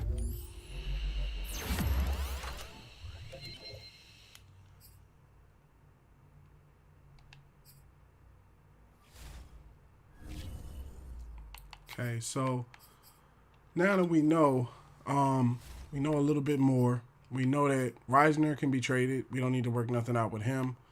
Philip Lindsay wants $3 million a year. He's about to be released. I'm about to go get Tariq Cohen. Colin Kaepernick's a pretty good contract. Stephon Gilmore, Xavier Howard. DJ Chark, I think, is going to get paid. We know now that we can deal without Justin Simmons, seeing as how his tackle's only 74 and his zone's only 81. Xavier Howard can play that position. And everybody else will probably be paid as normal. So let's climb over here to, let's see, what position do we want to pick somebody up at? I would say the main position needs to be potentially, now let me check and make sure we have another free safety on deck. Okay, we do. We have another free safety on deck. So what I would say is I would be looking to make the wide receiver room better if we're going to lose one person. I think the wide receiver, let me see what the line is looking like. Line looking pretty strong. I mean, Reisner, I might end up giving him his too. Let's just wait till the end of the year. Everybody that's on this list right here, to be honest, everybody that's in here isn't asking for too much. It's one of those things where I'm trying to hold on to money. So I know Simmons is a trade because I feel like Xavier Howard, this guy can play his position better than him, playing a zone at 91 and he plays it at 81. Like when you come into his stats, right? He's a top level. He's top 5 free agent, top 5, acceleration, man coverage, zone coverage, and it does help to have TJ down there. So what I might do with him, because I have, let me see how many first round picks I have. Because I have this coming draft, I already have 3 first round picks. One from Philadelphia, one from Denver, and one from the Rams. And then next year I have 4 first round picks. So if we're unable to work something out with him, or let's just say we don't have the money to play him and he will pay him and he walks, we can always just we can always just shuffle around a position around the time of the draft. I don't want to necessarily say get him out of here and then we could use him in the playoffs or something like that. So everybody's going to stick so far. Let's reorder this wide receiver chart a little bit here. Put DJ back up there in the top position. And then at left guard, we're going to bring in Reisner and let him play and see what he can do. His pass block is pretty good. His run block is pretty good too. So that'll help. Okay, left ends and right ends is everybody that needs to be everybody. Left outside linebacker is TJ. And then third down running back is Hadley and Gold. Power halfback is Gold. Slot wide receiver is going to be Bowman. Rush left end is going to be Josh Allen. Rush right end is going to be Lowry. Jared Church could bring the heat at 85, but Allen brings the rush a little bit better. So when we drop Allen in the coverage, somebody else will step up. Sub linebackers, TJ Watt, Brooks. Eric Kendrick will play at 84, but Brooks is under contract if I'm not mistaken. And I don't know how long Eric Kendrick's going to be playing or on the position. Darius Slay is on slot cornerback, and everybody else seems to be pretty good. Okay, now let's take a look at because sometimes what will happen is teams will put up pretty good players in the trade block. Basically, people they can't work a deal out with, players that have gotten better that they just couldn't work a deal out with or something like that. Matt Scarpel. Okay.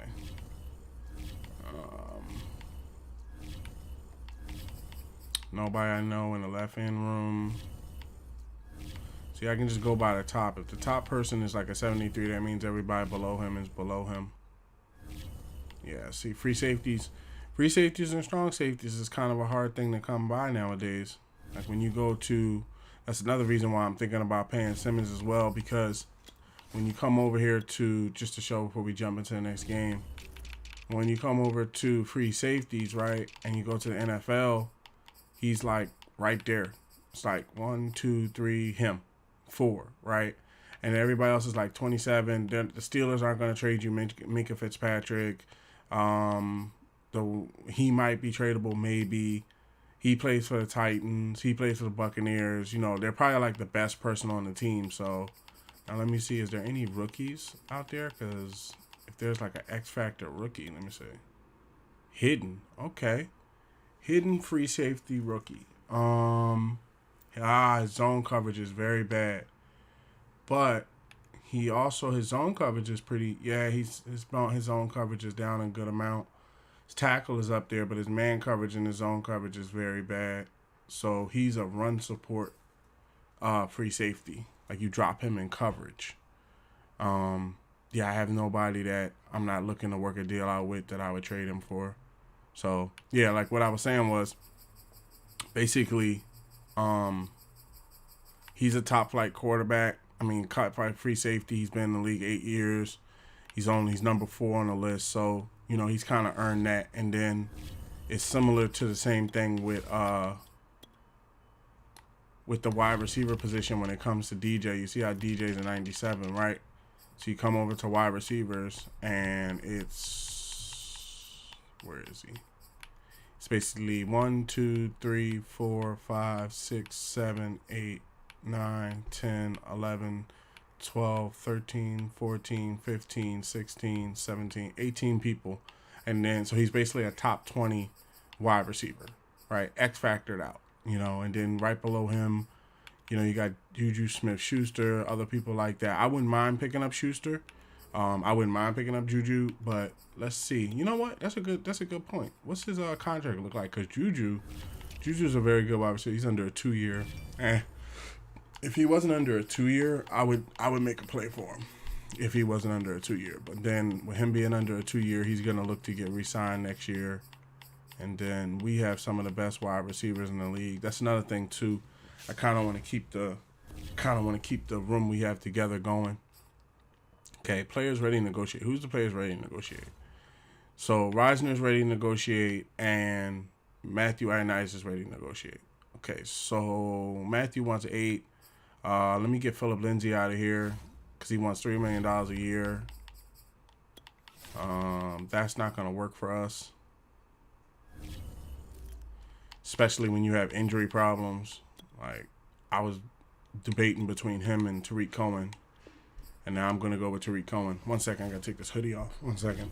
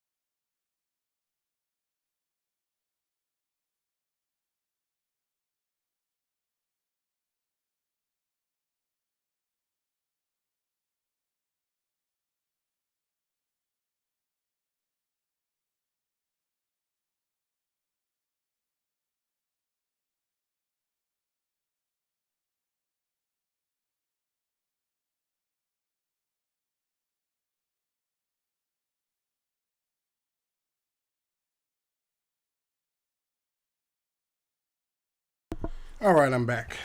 Had to find a sweatshirt different from the hoodie I had on. So, yeah, what I was saying was, so we got to cut one player, right? Let me come over to the negotiations. Let's see what Tariq Cohen is saying. Considered.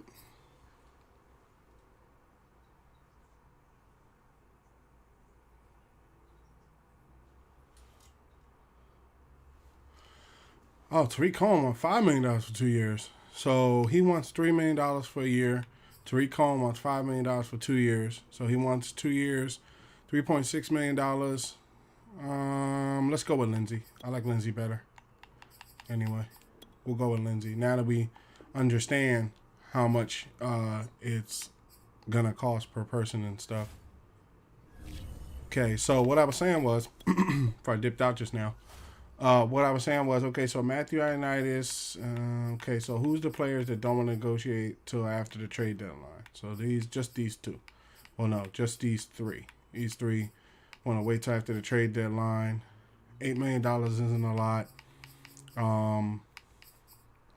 Like I said, I want to pay DJ. I want to pay I really want to pay everybody. That's what I kind of want to do. With Justin Simmons, it's a tough decision, because he is a top 5 free safety and things like that. I'm not going to dispute the fact that he's a top flight free safety. But when you come into certain things, like I think he's worth the money. He's damn near a 90 top 5 wide receiver. So what we can do is look around to see if there's anybody else that you cannot pay max out to. So what we'll do is, like with Reisner, we're going to trade Reisner for, I'm going to see if I can trade Reisner for that free safety, that new hidden free safety bull. And then, because a left guard is sometimes more valuable than, let me just make sure we have a good lineup set. Okay, we have 1 left tackle, damn near 3 left guards, 2 centers, 2 right guards, 2 right tackles. Okay, yeah, so we could do without him. So the thing of it is, maybe we could find a talent, and then he'll be the last contract of the year. Like, what's Minkah Fitzpatrick at? Minkah's probably on a 1-year deal or something like that. Oh, he's under a 4-year deal. I doubt that they would trade you Minkah for him, but let's try and see. Just to see. We're not going to be doing a lot of trades, just basically seeing how far off we would be. Yeah, they're not going to trade him. That's the thing with free safeties. When you get a good one, you kind of want to hold on to yours. Let's see what is the first rookie to pop up. Okay, so Dwight Cunningham, run support, hidden. Okay. Anybody else a rookie? Okay, he's a rookie, hidden, run support. Zone's pretty okay. Undisciplined penalty tendency. Okay, we got another rookie, normal. Okay, so those 2 are probably the best. And then he's probably the better because he's almost a 78. So his tackles up there, his acceleration, block shedding, things like that. But he's an undisciplined penalty tendency as well. But as it stands, with him being a 77 already, if I had to guess, he's going to end up being a star. So what we can do is we can put a trade in for, what are they looking for? Wide receiver, huh?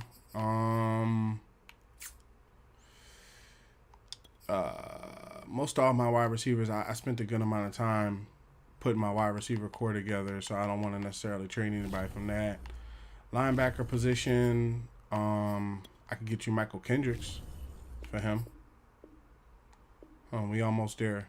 But I like having Michael on the field. He's a $3 million hit this year. Oh man.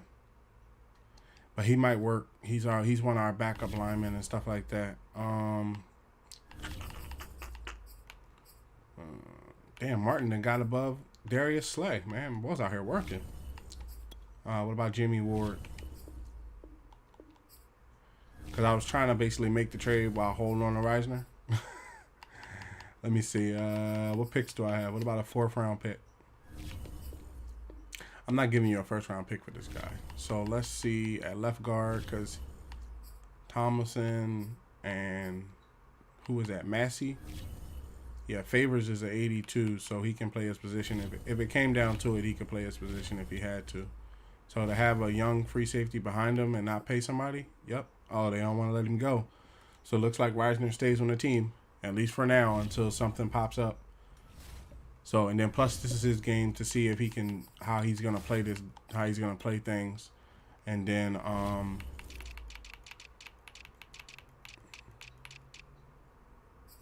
like I said, Justin Simmons plays it, well, he plays at 89. Let's see something. His awareness is about the same. Play recognition is better. Man coverage is better. Zone coverage is better. Press is better. Catching is better. Tackling is better. He has, Justin Simmons has more hit power than he has, and more pursuit, and more block shedding, and more jumping. So that's what we're going to do. He can play the position, but as it stands, we're going to ride the year with him. I've never really done that, too, to tell you the truth. I've never really let a player,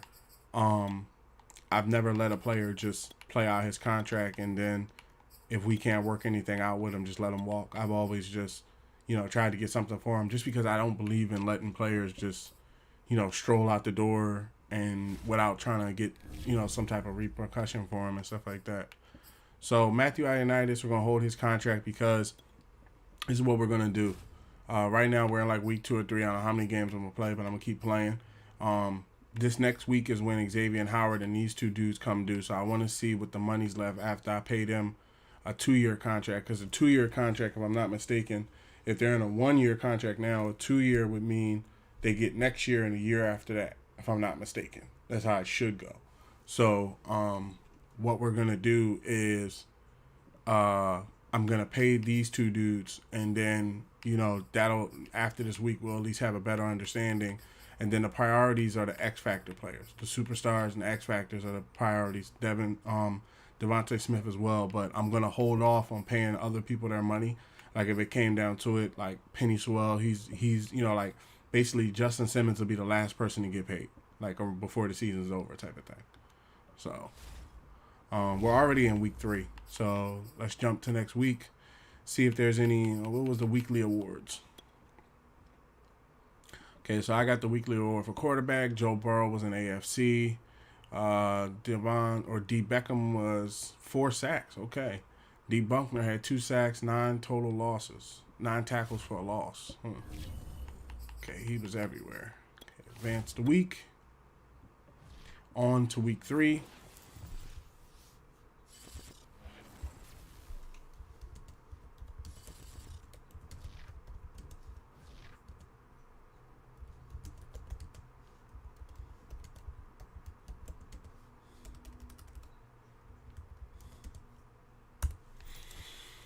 Okay, what happened? Mock draft 1. Yeah, we got like 3 first-round picks? What they saying we're gonna do? What they saying that we're gonna do?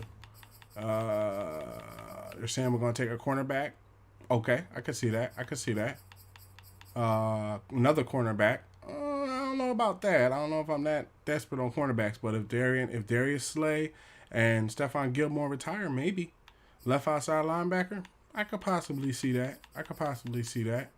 Okay, it's not a bad shot. Let me see what they on the mock drafts. What are they saying this position wise? Yeah, everything's like A or B, So, wide receivers a B. So, it's gonna come down to who's who. 6 players ready to negotiate. Okay, now we got 6 players ready to negotiate. Okay, so you got Phillip Lindsay, Colin Kaepernick, Stephon Gilmore, Xavier Howard, and then, if I'm not mistaken, the following week or 2 will be DJ Chark Jr. Okay, so Stephon Gilmore won $17 million a year. Okay, so if I was to times that by 2, that'd be $35 million. I'm willing to offer him that. Let's see if he takes the deal. The salary needs improvement. Ooh, not what I wanted to hear, bro. Just being honest, not what I wanted to hear. Okay, Xavier Howard, $16 million for 2 years. See what he says. This is exactly the offer I was hoping to get. Next season will be great. Okay, so he's off, and we don't notice now. Keep in mind, this is how the numbers are crazy in Madden. That's why I try to say it's not one of these things where I'm like, let's just play around in the menu and let's just play. Like, it can ruin your franchise. Like, you notice how I just signed him to a 2-year contract that was worth about $35 million. Now, I had $133 million. They didn't charge me $30 million. They only charged me like $13 million.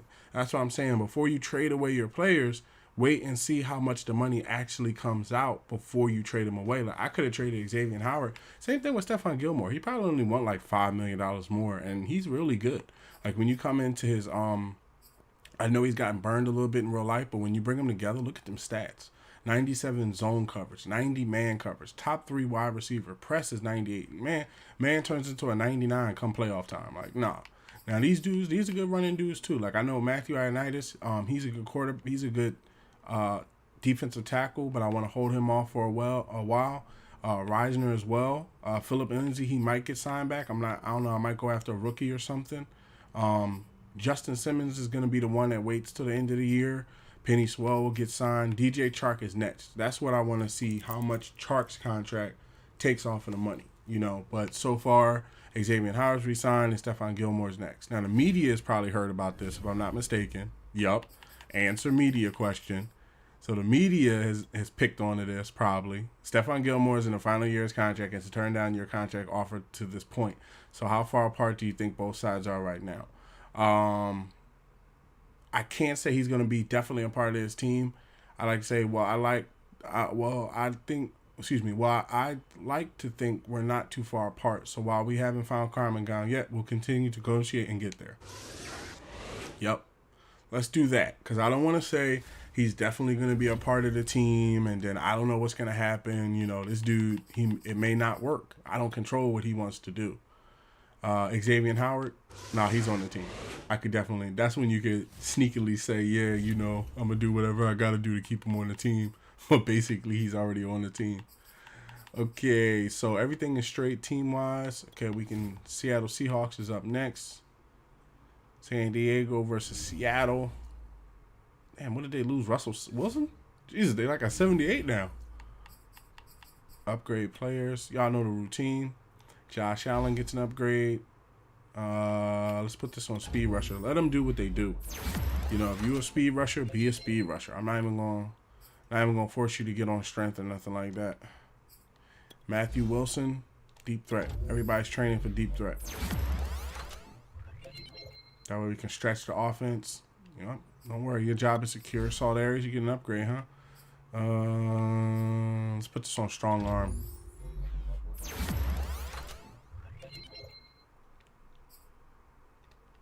X Factor quarterback, had to work to earn that. I'm telling you, it's not easy to get that. Okay, so everything training is complete. Okay, we can jump into next. How is this? I'm trying to understand how, like, did they let Russell Wilson walk or something?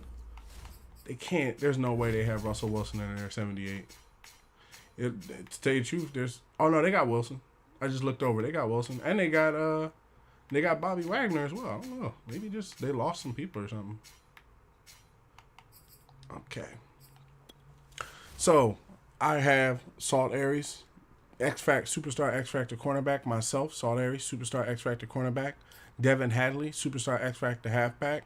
T.J. Watt, superstar X Factor left outside linebacker. They have Jamal Adams, superstar X Factor strong safety. I have Stephon Gilmore, superstar X Factor cornerback. Xavier Howard, superstar X Factor cornerback. Miles Jack, superstar X Factor middle linebacker. Excuse me. DJ Chark Jr., superstar X Factor wide receiver. They have Russell Wilson, superstar X Factor quarterback. I have Kenny Macklin, superstar X Factor defensive tackle. Fletcher Cox, the best defensive tackle there is, superstar X Factor defensive tackle. Jordan Brooks, superstar X Factor right outside linebacker. Darius Big Play Slay Jr., superstar X Factor cornerback. Raheem Bowman, superstar X Factor wide receiver. Darius Big Play Slay Jr., superstar X Factor cornerback. Raheem Bowman, superstar X Factor wide receiver. They have Bobby Wagner, superstar X Factor middle linebacker. DK Metcalf, superstar wide receiver. I have Josh Allen, superstar right outside linebacker. Penny Sewell, superstar right tackle. Jack Fox, superstar punter. Lane Pave the Lane Johnson, superstar right tackle. Jarrett Church, superstar left defensive end. Shaq Thompson, superstar right outside linebacker. Eric Kendricks, superstar middle linebacker. Nick Thorne, superstar tight end. Romeo Okwara, superstar left outside linebacker. They have Quandre Diggs, superstar free safety. I have Anthony Harris, superstar strong safety. They have Julius Fells, superstar defensive tackle. And I have Matty Ice Ryan, superstar quarterback backing me up. Okay, they are 78. I'm a 92. Doesn't mean we're automatically going to rock them. But, hey, we come to put this joint in. It's our first away game of the season. Let's get things jumping.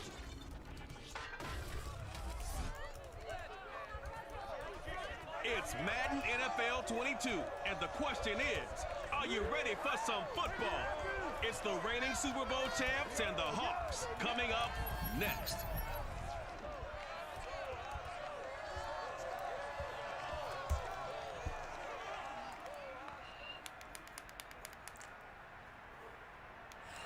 With Mount Rainier in the distance, there are few cities finer on a clear afternoon than this one, and we have a picture-perfect day for football at Lumen Field in Seattle. This crowd, as we've come to expect in recent years, as loud as any in the NFL, and they get even louder when their Seahawks are introduced. We're ready for football as the Seahawks get set to do battle with their opponents. With Charles Davis, as always, I'm Brandon Gaudin. And Charles, you talked about storylines in this one. I think it begins and ends with our two quarterbacks, certainly two of the best in the business. And nowadays, I don't think you can get by for long periods of time without a top-flight quarterback. The way the game is played, with all the responsibility he has and how the game flows through him, if he's not on the top of his game, your team's not going to benefit. Let's get it.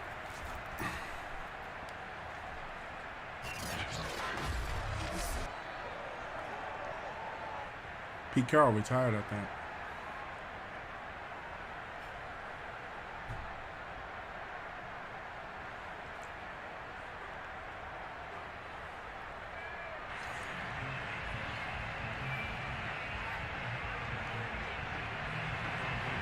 It's the first weekend of autumn, and the NFL is in full swing as off we go on EA Sports. And here comes a return from just beyond the goal line. And he'll be brought down at the 28-yard line, so the decision to bring it out of the end zone gets him 3 more. So out comes this offense to take over for the first time.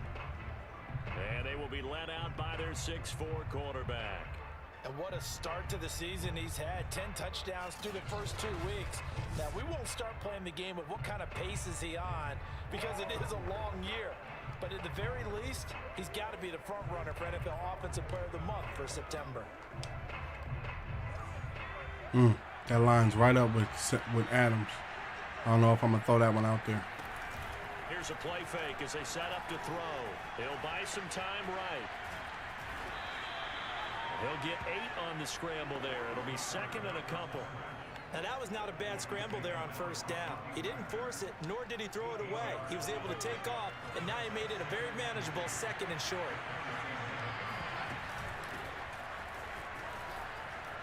And he's got some space here. Oh, a nifty juke there. Juke 2 of them. It's fun for a guy trying to tackle it. And he's going to take this all the way down to the Seahawks 24. A big play there out of the running game. Well, I tell you what, when you get a running back who can move like that in the open field, that's something to take advantage of, and they certainly did there. And there's an old chestnut of an expression called getting on your horse. And I hate to use it, but I'm going to right here because it absolutely applies. How about the head of steam he had behind him? And he was absolutely galloping downfield. That was something to see. Yeah, the final tally, as told by Next Gen Stats, he hit 21.5 miles per hour. Whoa. Running game working. They'll stick with it on first down. And I knew I should have went right. to the 10. 53 yards rushing for him as he's got the afternoon off to a great start. The impressive opening drive continues, and just space being created by those guys up front. We're seeing this the same way, aren't we? We are seeing an offensive line, as this game gets started, as it starts to unfold, that they are dominating the line of scrimmage. First and goal, a chance for an early statement here on the road. They're going to look to throw. That's right, Bowman. Touchdown. A great play there. His second touchdown on the season. And the Redwoods march right down the field on the opening drive to take a first quarter lead. Well, these guys scored touchdown after touchdown in that win a week ago. So how do they come out this week? Same way. They've got that momentum going, a touchdown on the opening drive. I think it's safe to say that they're in a groove, isn't it? I mean, a lot of times we've seen where teams have scored a ton of points the week before. The very next week struggle to score almost as if they used it all up. Not in this case. This group appears locked in. We're going to have to make some adjustments if you're on the other side of that football. Koo able to connect on the extra point, and it's now a 7-0 game. A drive there of just 4 plays.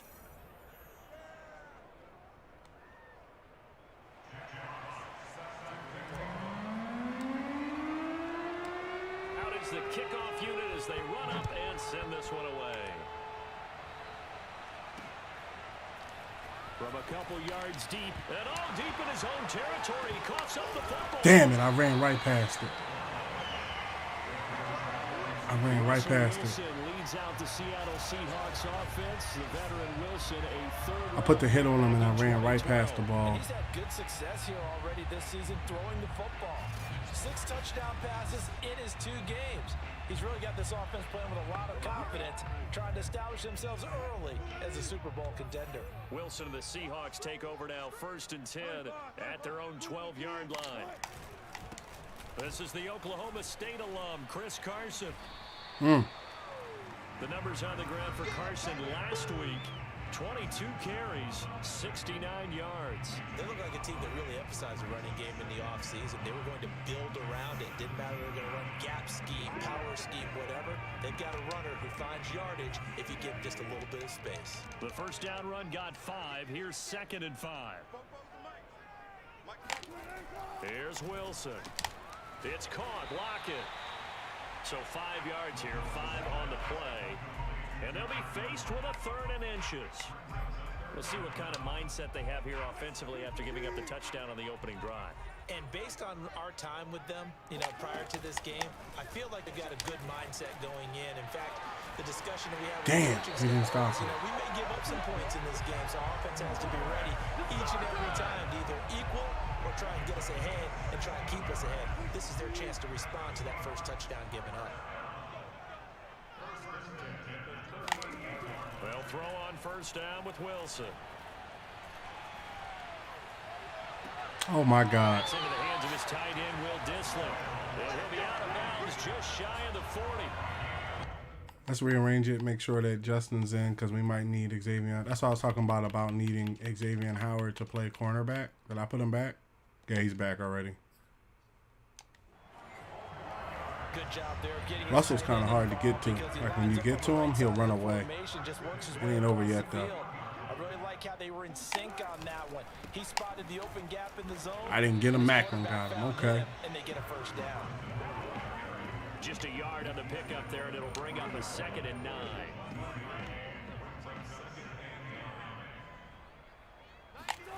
From the shotgun, Wilson. TJ was on that. That's right. That's batted down and incomplete. First down marker at the 31. It's 3rd down. Here's Wilson. They'll run the screen with Carson.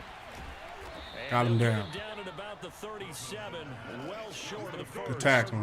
That's going to bring up 4th down, only a gain of 2 there. Boy, that was certainly well read defensively. And the key to any screenplay is space to work. And there was none to be found there. And they tackle him for just a short gain.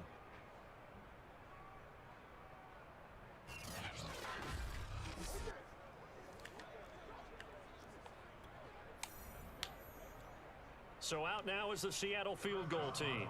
This from 54 yards away. Start the game. Yeah, I like the observation there because getting some points on the board, very positive for them. Feel a little bit better about things because if you don't score, you potentially have opened the door for them to score again, and then you're down 14. There again is the running back as he trots onto the field. Last week, over 100 yards, 3 touchdowns. We were talking with him on the field before the game. He said simply, I was in a groove. He obviously was. But I think he's been a little modest about that, being in a groove. That's a big-time game right there. And I think he feels like his entire team is coming along with him because they're creating spaces and holes for him to run through. He's making people miss, running through tackles. They are locked in a big way and confident about this game as well. Oh, shit. I didn't see Bobby Wagner. Bobby Wagner multiple times in All-Pro in there to drop him for a loss. Now on 3rd and long, they'll look to throw. Buying time to his left. And he sheds a tackle. That's right, nigga. Put the truck on him. Beyond the 40 before he's taken down.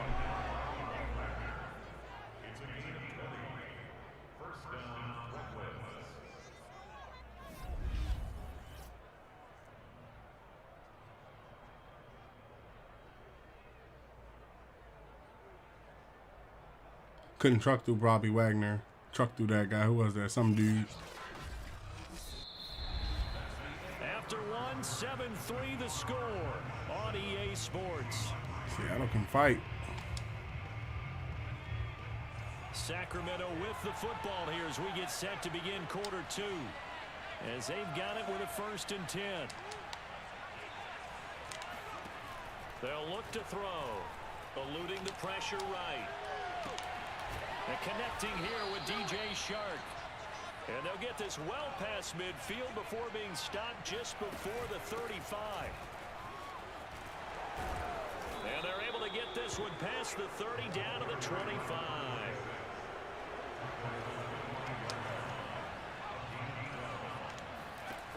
They'll look to throw here on 1st down. And it's caught. DJ Touchdown. Chark. DJ Chark, his third touchdown now on the year. And the Redwoods are able to add on to that lead.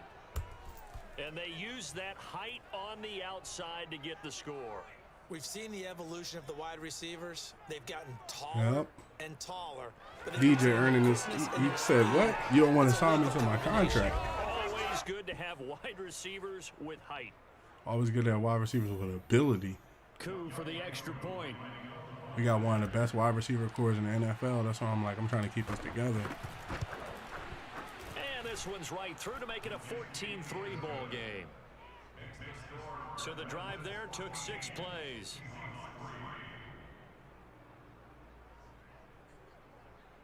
You get a detail on them helmets. Graphics. Look at the city in the background. Amazing game.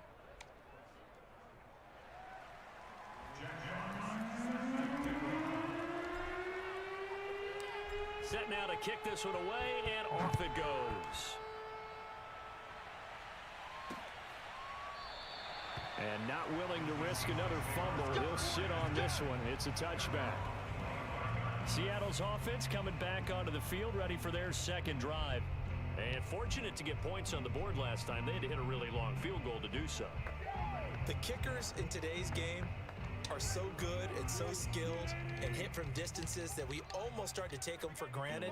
And we can't do that. That's a long field goal that they got 3 points out of. They've got to feel good about that, and they better make sure they love him up because he's helped them out. Yeah, now we'll see if that offense can put 6 on the board here. We'll see. Now after the running play, we've got a man down on the field. While the training staff takes a peek, we'll take a break.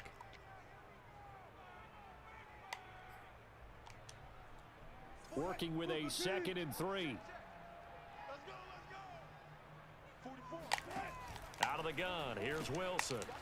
It's a short one here. See Simmons with that hit power? He put that man on. I'm telling you, when a dude contract come up, I feel like they start playing harder. They're like, yeah, He used that frame right there to absorb a really big hit on him and held on. Get him, get him. And Tackle. nothing much materializing there on the first down run. He'll get a couple, and that's it. We're not going to commit too much to Nice this job run. there by the defense rallying to the football and getting him on the ground, but I think the play gets made by the defensive front because if they can't get upfield, their job is to go ahead and get low, almost get into a ball sometimes, stack things up. That was me from that side, boy. That was me on that side, boy. They push him back 8 yards that time on second down. Impressive individual effort there. No one was going to stop him around the edge. Yep. Yeah, no doubt Over about there it. spinning. That's why if you play in a 4-3 base and you're a defensive end, that's why you get the big bucks. They count on you to do everything. Defend the run and, of course, get to the quarterback. Wilson of the Seahawks looking for something big following the sack. It's 3rd and long here. Wilson. Oh, my God. Sideline. Did he keep the feet in? Yes, he got them both down, says the side judge. This dude, really. And that's good enough for a first down. So on the other side of the field now, it's 1st and 10 as they've got things rolling on this drive. Here's Wilson to throw. It's a short one here, complete to his tight end. A gain of 6 there on first. Not a big window to throw. Coverage wasn't too bad there. Yeah, they had him under wraps pretty well, but somehow able to muscle his way open and catch the ball. From the 35 on second down, Wilson. This complete to Lockett. And inside the It was going to be me and him one-on-one. This has been a nice answer to the touchdown drive against them a few minutes ago because they've come out and reestablished the tackle, tempo. Harrison. A nice throw there, and they're putting together a very strong drive as a response. They had to settle for 3 last drive, hoping this second go-around ends in 6. In good position, 1st and 10. A throw there, but that's going to wind up incomplete. To this point, I've been impressed with the work defensively. They have not allowed a lot of receivers to run free. And there's another example, another incompletion. Again, Wilson. And a dangerous throw there as that's knocked down and incomplete. So back-to-back incompletions. Third down here in 10, but you're still in field goal range. And that's the thing to keep in mind. They're in field goal range. So now you don't take any unnecessary risks, but you try and find a way to get back to what you were doing earlier in the drive in order to finish this one off. This will be caught inside. Damn it. I had them boys hemmed in, boy. I had them boys hemmed in. We've got a 14-3 ball game with 2 minutes left in the opening half.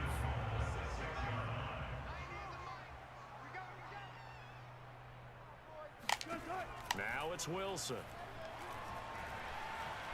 Nowhere to go here. He lost the football. Good sack. I believe a Seahawk was able to get a handle on this, so this will remain Seattle ball. A lot of bad news. Sack City. Heard somebody say it. Sack City. That's right. Was Josh Allen coming off the side? Who was it? Able to retain possession. Josh Allen put the hit on him.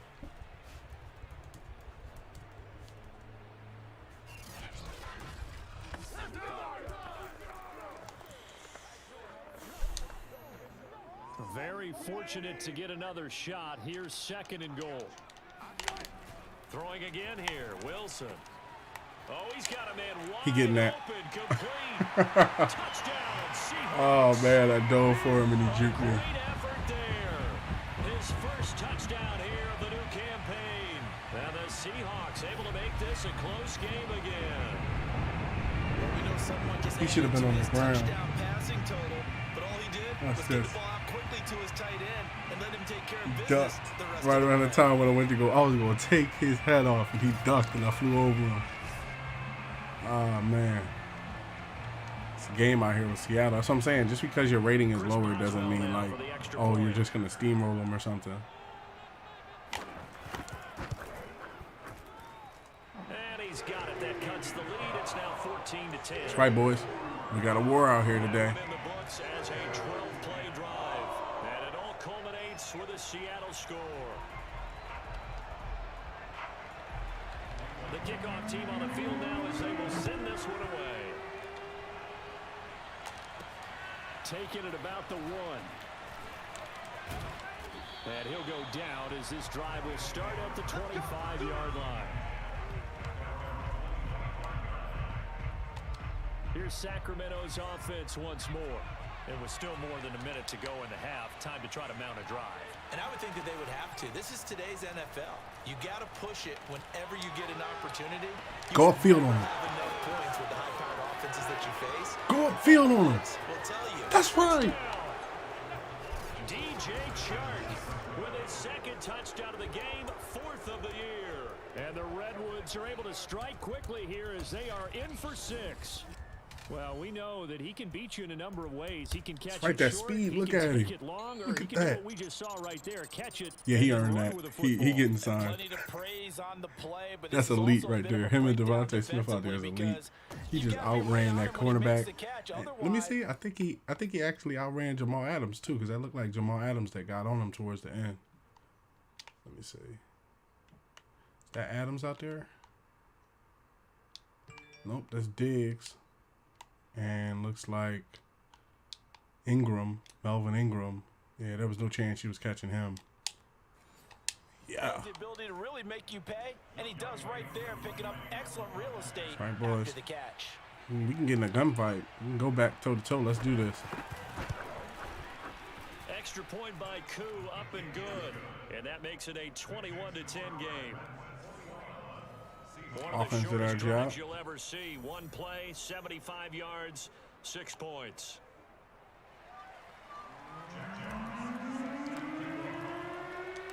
The kickoff unit is out on the field, and they will send this one away. And not willing to risk another fumble. He'll sit on this one. It's a touchback. Here's Russell Wilson and the Seahawk offense now getting set to go again. Been a decent start for him here in this first half, but they're losing. And I think as the captain of the offense, you probably always feel like you need to do more in that situation. The best have always felt that way, and they won't settle for anything less. So right now, his goal is to increase what he's doing on the field. That's right, TJ. Pressure comes, and Wilson's going to go down. The sack by T.J. Watt, or as his mother Connie calls him, Trent Jordan Watt. That's his name, Trent Jordan? Like, I did not know his name was Trent Jordan. Sacks a growing theme in this We know first now. half. This is 2nd and long. Another try after the first down sack. Wilson got a man and he hits him in stride. Now the Seahawks call the second of their 3 timeouts, as the stoppage will come with a little under a minute to go in this first half. On 3rd down, Wilson. And that is incomplete. They went with the dime look that time on defense, just flooded the field with defensive backs, blanketed everyone, took away all the passing angles, thus the incompletion. On 4th down, ready to punt, Michael Dixon. And just a single punt for him in the loss last week as he sends this one away. Pulled in at the 24. That dude on the end was flying. They'll call it a punt of 44 yards. The return was for 7. Look at DJ Chark as he and the rest of the offense head back out, making his presence felt early in this one. First half, already over the century mark. How about the yards per completion, too? That's a pretty darn good number there. Number of catches, but he's shredding defense, is getting big yardage with each and every one of them. Meanwhile, they take a shot to start the drive, but this is going to wind up incomplete. Well, I think that was good strategy there, trying to go right back to him after the last completion, but this time, the defense was all over it, and they got there to break that one up. And he'll be out of bounds, but able to get it up past the 45. You ain't going to burn me. Man, defensively, that hurts. They got him out of his rhythm. They had him hemmed in, but somehow he was able to tuck it away and get away for a gain. I love Gar Reisner is holding people in line today.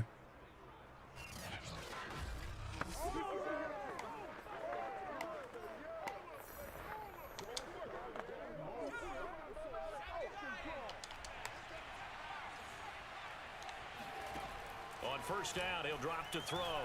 Escaping the pressure right. He finds his man complete. It's Bowman.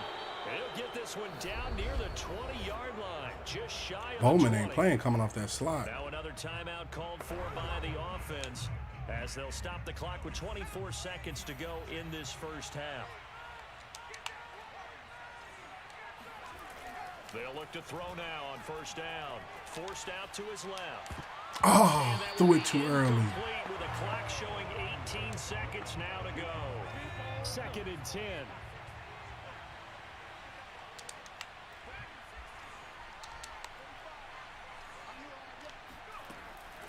They'll look to throw here. Flush to his right.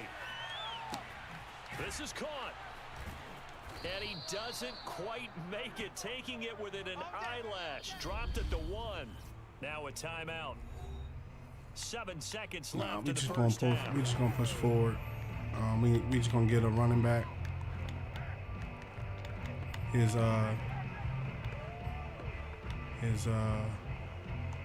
run here. A chance to really cap off a big first half here as they come up on 1st and goal.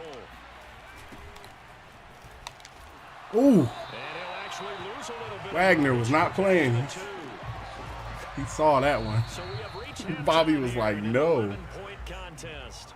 As we send you Dang, he put the hit on that Jonathan boy. Coachman is there and has our EA Sports halftime Coach. report. All right, Brandon, thanks. And welcome in everybody to our EA Sports What's going on halftime around the league, report. Coach? Time for a look around the NFL here in Week 3 of the new year. We'll begin up at legendary Minnesota and Lambeau Green Field Bay. in Green Bay, where it was the Packers who get the win Yeah, at home. well, Aaron Jones, over 100 Devontae yards in Adams. The victory Packers with 2 paid touchdown Devontae runs Adams. He's as still well. there. Okay. From there, let's get to Philadelphia as we check Come on on, the Eagles Eagles. at home at Lincoln Financial Field. That's And right. they were winners in that one. That's over right. the visiting New York Giants. Jared Goff, a strong Yeah, they let performance there, Jalen Hurts over go to keep 300 Jared yards Goff. I passing traded him with from the 3 Lions to the touchdowns Eagles in for a the first-round victory. pick, and Lastly, they went let's with get Jared to the Goff. Windy City. See what's happening with the Bears at home at Soldier Kyler Field. Kyler And Murray. they were winners in that one over the Dang, visiting Justin Fields Arizona took that Cardinals. ball. David Montgomery, a touchdown run in the victory. We'll Justin move on now Fields to and check the out Bears next is gen very stats in good. that first half for They our gave home me a team. loss And one they've year. had They're plenty of very success good. throwing the football so far this afternoon, as they're on pace to throw for over 300 yards if their form holds. Meanwhile, for the Seahawks, they weren't quite as successful throwing the ball as their counterparts were, but they still were able to move the ball reasonably well in that first half. Both these teams going through their final adjustments before heading back out of the locker room. Time for us to go back out to Lumen Field, where we rejoin Brandon Gott. All right, Coach, thank you, and we welcome everyone back for quarter number 3. The Seahawks trailing, but they will have possession first here as we resume action in the third They might come quarter. out with that one. From a yard or two deep, here comes a return. And he will be brought down here inside the 20. Good coverage as he's dropped at the 17. The Bucs ready to go here to begin the third quarter. And they're still very much in this game, although they do trail. What's the game plan, Charles, for the second half? It might be a little counterintuitive because most people will think losing equals passing the ball more, but I'd establish the running game. They kind of went away from it in the first half. I think if they get down, boy. Comes and Wilson's Right. gonna go down. Give the sack to Fletcher Cox. So that time, Charles, quarterback helpless really in the pocket in the face of a pass rush like that. Was it They my were on fastest him sack? instantly. In My this case, fastest in the sack is interior like of the 2 even. defensive line, and these guys, they're normally anchors of that spot. 2.3. And they don't often get clear shots at the quarterback. But in this case, he got past the center and the guard in no time and got there to make the play. All right, coming Protection off the edge certainly on going this to need to one. be a bit better here on 2nd and 16. This is Carson. That's And right. he's met quickly in the backfield. Down he goes, folded like a lawn You know you chair. wrong, boy. Just a 1-yard loss that time, but that's not what they needed. Now they're dealing with a 3rd and long. I see a shake of the head as he gets up, and you've got to imagine he's thinking, guys, you got to help me out. He's hoping his team can read his thoughts because he definitely needs some assistance.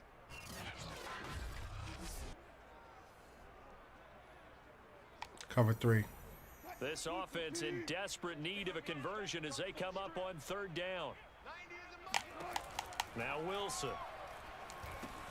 Yep, forced them to throw it short because I got the pressure on And him. he'll get it up to the 12-yard line here. 3 yards, all they could muster there, and it'll bring up 4th down. I think that call was made not so much to try and get the first down, although they would have taken it if they could have gotten it, but to give their punter a little bit of space and try and help out their defense. Yeah, got the safe completion on 3rd. He threw it because it was about to be a safety, too. He had to get it out.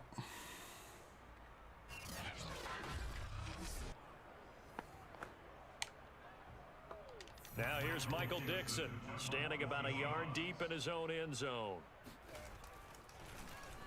First kick, 47. This I should have one put the looks good pressure as on him. well. And he's able to take it across midfield before going out of bounds. That'll be a 43-yard punt, but a net of just 33 following a 10-yard return. And this offense, they're going to have excellent field position. They take over with a 1st and 10 on the short side of the field.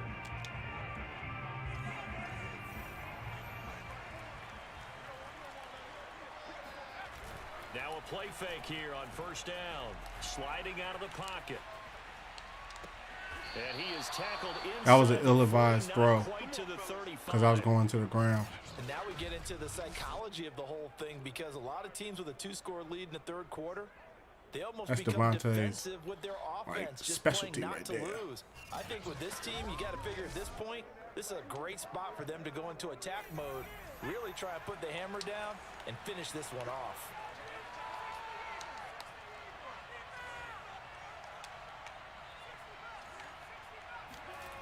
Now on 1st down, he'll drop to throw it. Flushed out right.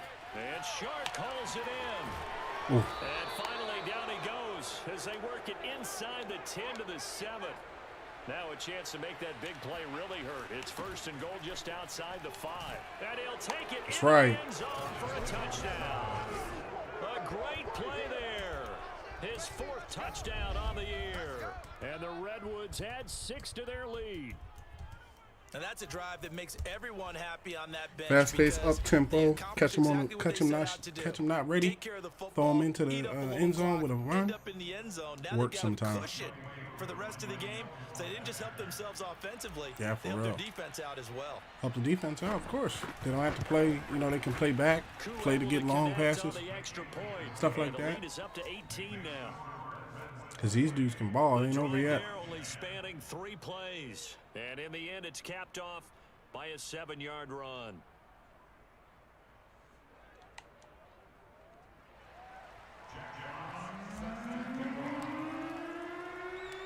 Out is the kickoff unit as they run up and send this one away. And here comes a return from just beyond the goal line. And only able to get this to the 19, so probably should have opted for the touchback. Thinking we soft out there on returns, bro. Going back over the Seattle Seahawks offense. And on the last go-around, they really couldn't get anything going. They had to punt from deep inside their own territory, which means you're going to lose the field position battle as a general rule. What they're looking for now is a little more consistency, move the ball at least a few times on offense, get a couple of first downs, and hopefully flip the field. That's right. Something to build off of. Great pressure. Oh, this one incomplete. The pressure got to him as he released it. And it's second down. On second down. Damn, I knew I should have changed the coverage. He almost got away. 4 up to the 23. Typically, we think it's the strong safeties that are better tacklers, especially closer to the line of scrimmage amidst traffic. But in this case, how about the free safety coming up and making the big-time play? From the gun on third down, Wilson. That's right. It's a shot on the release as this will be incomplete. Well, the passing windows are just not there, and that's just another example of how great this defense has been all game long. And that's exactly what a top 10 defense can do. They can really change the game tempo and frustrate you as you try to execute offensively. Now here's Michael Dixon as he's on to punt for Seattle.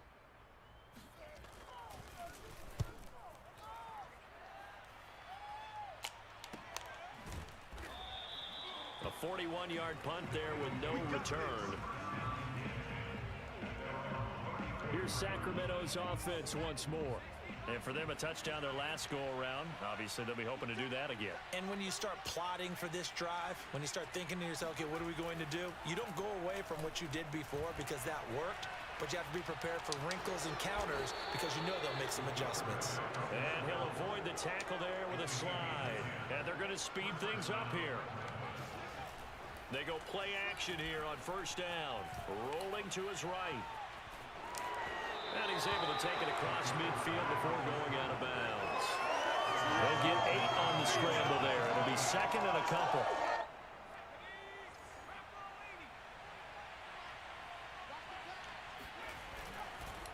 Going to give this time to the tailback. And he'll be brought down at the 45-yard line.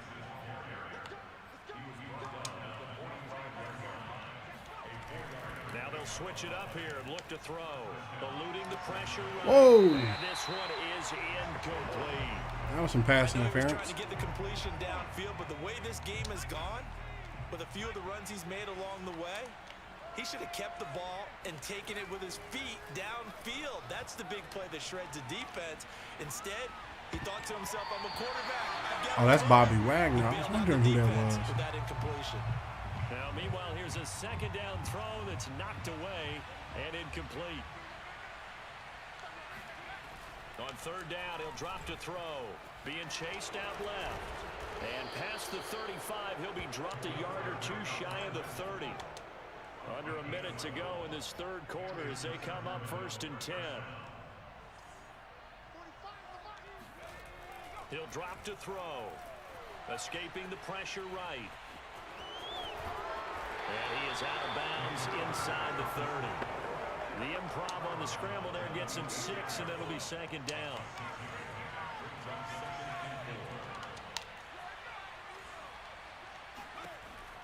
Back to throw. Flush to his right. And he's going to be out down. If I wasn't tired, I would have got that touchdown.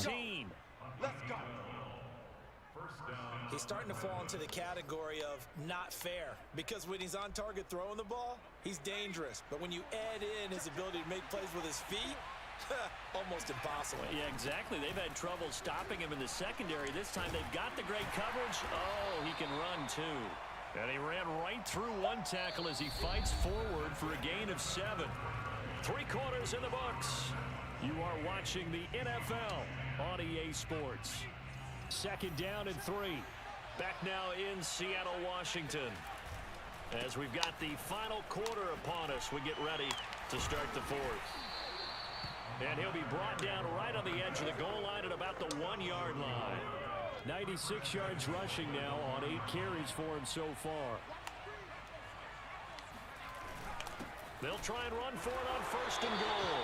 And he is into the end zone for a touchdown. Oh, Parker's down. Great effort there. He hit him. He put the hit on him. Of the afternoon. And the Redwoods are closing in on a 3rd straight victory to start the campaign.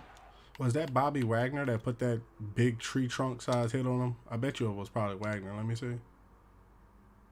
Yes, it was. Bobby Wagner. He put like one of the biggest truck stick hits on him. He was already in. That should have been a penalty. Look, his foot is already in the end zone. The ball is already crossed the pound. He just lowered the boom on him regardless. Like, that shouldn't even have been it should have been a roughing. We call it defensive roughing after the play. Unsportsmanlike conduct, all sorts of stuff. We'll see what's wrong with Parker after this next window of stuff. And he's been a busy man, 5 for 5 now as he knocks another one through to extend the lead. So that one along. Yeah, so we're about 3 Super Bowls in. I got a new challenge that I'm putting on myself in Madden. I don't always play Madden all the time. I play other games as well, but one of the stipulations I'm going to try to do is I'm going to try to get up there with Brady and try to win like maybe like 7 Super Bowls or something inside the 10 years. I don't know. See how many I can rack up in the 10-year season. I've never played a franchise to the 10 year. I've played it to the 6th or the 7th, and then the new Madden comes out, so you don't play it as much. But it's still pretty early, and I'm already in my like 3rd year. Oh man, he has a dislocated shoulder. Okay, so that's another reason why it's good to have Reisner, because see what I'm talking about? So this guy, he was playing left guard, but because Parker's hurt, we're gonna bring Favors in, and then bring Tarpet in, and then bring Decker over to get some minutes. No, yeah. Well, who do we have for right guards anyway? Yeah, we'll bring over Decker, and Decker and Tarpet. So Favors goes in, and we don't lose a step, but we did just lose a man with a dislocated shoulder. He's gonna be out for a while.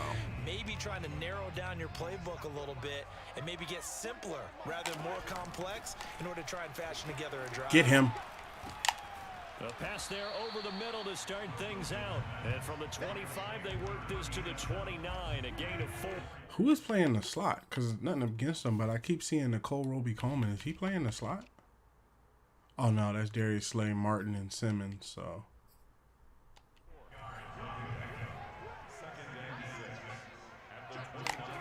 Looking to throw again on 2nd down. Wilson, they'll lock it with a grab over the middle. A gain of 4 last play. They double that here and get 8. So signs of life in what's been a dormant offense in this second half. Here's 1st and 10. Here's Wilson. Oh, he dropped it. And that's pretty indicative of the way this one's gone. It just seems like all game long there hasn't been a lot of sync quarterback to wide receiver on this side of the football. They haven't been on the same page, quarterback and receivers. Heck, they haven't been on the same grease board when you draw plays up. They haven't been on the same surface tablet. Put him down. On the sidelines. Nothing's worked 3rd and for 4. them. They've got to find a way to start matching each other's movements. They get 6. That'll leave them with 3rd and 4. You got the big lead defensively. Willing to give them that underneath stuff, right? And this is why you work on your tackling. Tackle them after the catch. Too much time. Keep the clock running. Just go ahead and bleed the game out that way. Oh, that's Metcalf. And he'll go down, but I was wondering why he shrugged me off like that. A big connection on that one. 30 yards. So now then, the big play has him all the way inside the 30 now, 1st and 10. Wilson will throw again. Throwing the out route and complete. That's Carson. It'll be a gain of 5, and it'll make it 2nd down. Was that a receiver? Yeah, actually it was. It was a running back who was a receiver. He pissed on the over there. play. Ike's been spending time in the receiver drills getting his feet down. Well, those guys out of the backfield, they got to be good, agile with their feet. He showed the agility there with a toe tap. No doubt about it. It's like he'd went to ballet school. Got the toes down. And Touchdown. Hey, he got it. Seahawks. A great play there. His 3rd touchdown. Checking on my vape, on 1 the second. year. And the Seahawks are able to cut into that deficit. Extra point now by Boswell.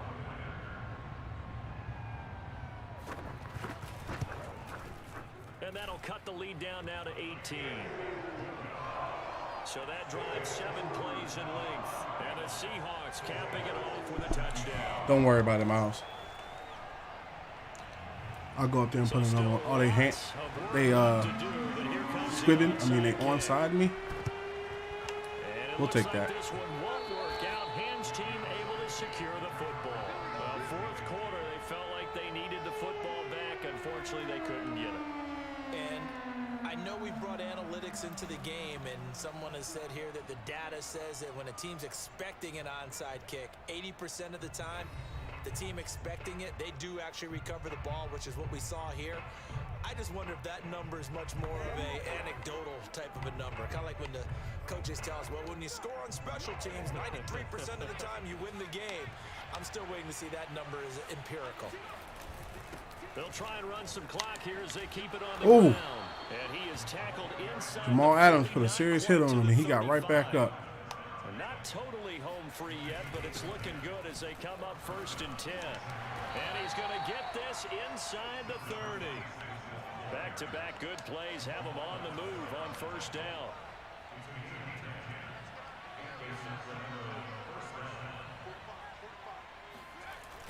The play action fake. They'll look to throw. Oh, he got double hit. Oh, he had 6 points right Yeah. in his hands. But He got hit in the gut. It's okay. It's okay. Even the coach understands. It's okay. It's okay. So it's our visitors with a football as we get you reset. And the scoreboard on their side, they're just looking to melt away these final couple of minutes and put this one in the left-hand column. This is Smith with a grab. And he will reach the 5-yard line before going out of bounds. That's a big league job there of getting out of the pocket, not panicking, and just buying himself some time. Then he made a good, accurate throw to set up 1st and goal.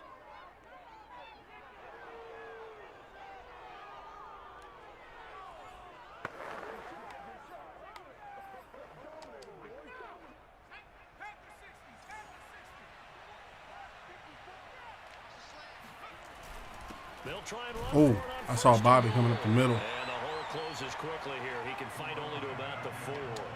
Only a yard on the pickup there. 2nd and goal.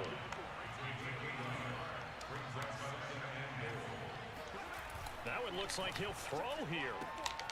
He's got it. Oh, They get only a yard there. Now it's 3rd and goal.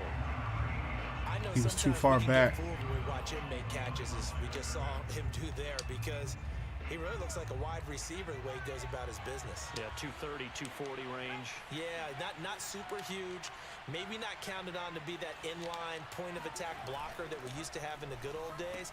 But And it's caught. touchdown. A great effort there with his 2nd touchdown of the afternoon. And the Redwoods are closing in on a 3rd straight win as they widen the gap further. They just didn't even cover him. I'm like, okay, you're not going to cover him? All right. Incredibly likely to be a 3-0 start to this season. I mean, if you're not going to Is cover the guy, if obviously you're going to leave him wide excellent. 2-0 is open. one thing for Because you. look, here's the thing, right? The thing of it is I wanted to get Devontae a touchdown, right? But he's over here on this man. If you notice, he's going to play him very close. Now, I could have threw here, but I'm already in a position to throw over there, right? So it's one of those things. And I also didn't want to take the risk that this guy slides over into this pass because see how close they are now.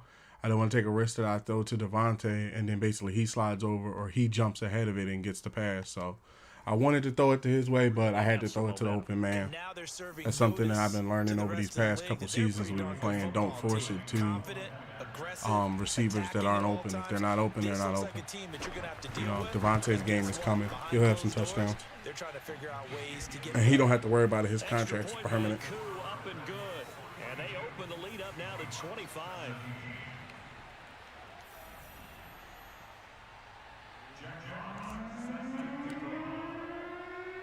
The kickoff team on the field now as they will send this one away. And not willing to risk another fumble. He'll sit on this one. It's a touchback. And we will get another look at Seattle's offense. They're down big here late. I don't know. You just one last drive here for pride. Some people like to do that. I remember playing for a guy once. We were down huge, and someone said, "Coach, what do you want to call?" He just waved a hand like, "Who cares? Let's get out of here and do something some other time." But some teams like to do something. That's a touchdown. Feel a little bit better as they continue to. He's not gonna hunt him down. That's a touchdown. Put this one back. And all the way in, touchdown. I give you all that. Caught me slipping. His third touchdown now on the year. And the Seahawks are able to I was playing a run. Y'all threw over top of my head. Okay. Boswell good with the extra point, and that'll cut the lead down to 18. One of the shortest drives you'll ever see. One play, 75 yards. Really? 6 points. And the hands team does its job. They're able to secure it. Now they're down big here in the fourth. They had to try the onside kick. Can't fault them for the effort at least. No, you can't at all. And if nothing else, now you've put something that you're trying to practice, right, that you've worked on into a game situation, and now you can go back and dissect it. So if you need it again sometime, maybe you'll find a better way to do it. But, yeah, this game's pretty much done for them. And they'll have it in the red zone before he crosses over out of bounds. 147 yards rushing for him now as his sensational afternoon continues. If down the defender wasn't there, that's a house call.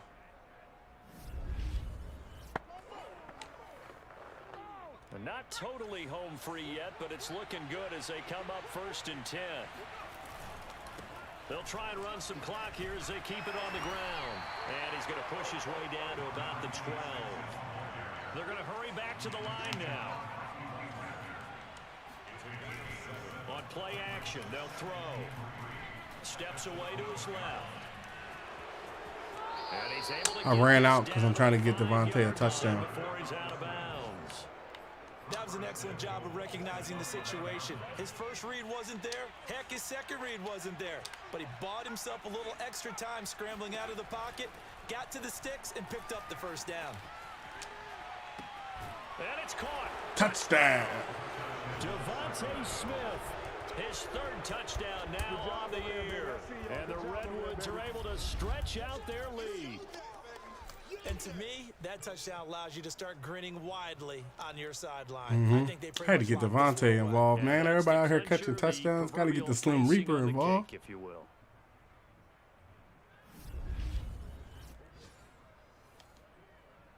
Koo now for the point after.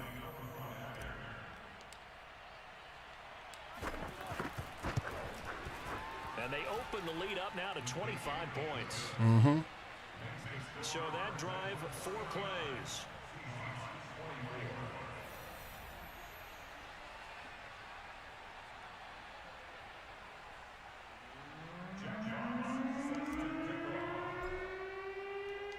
The kickoff unit is out on the field, and they will send this one away. And not willing to risk another fumble. He'll sit on this one. It's a touchback. The Seahawks offense now, they get ready to come back onto the field. And following that long touchdown pass, a one-play drive last time, see if the defense, you know they're ready. They don't want that to happen again. And you would have thought they would have been ready the last time. That's what you work on all the time. Make sure that no one gets behind you. That's the cardinal sin of defense, not giving up the long pass. They did. Let's see how they adjust. It's a short one here, complete to the tight end. And he gets this up just shy of the 30 to the 29 before he's out of bounds. They'll contain him to just 4. Second down. No, we're not letting that happen again.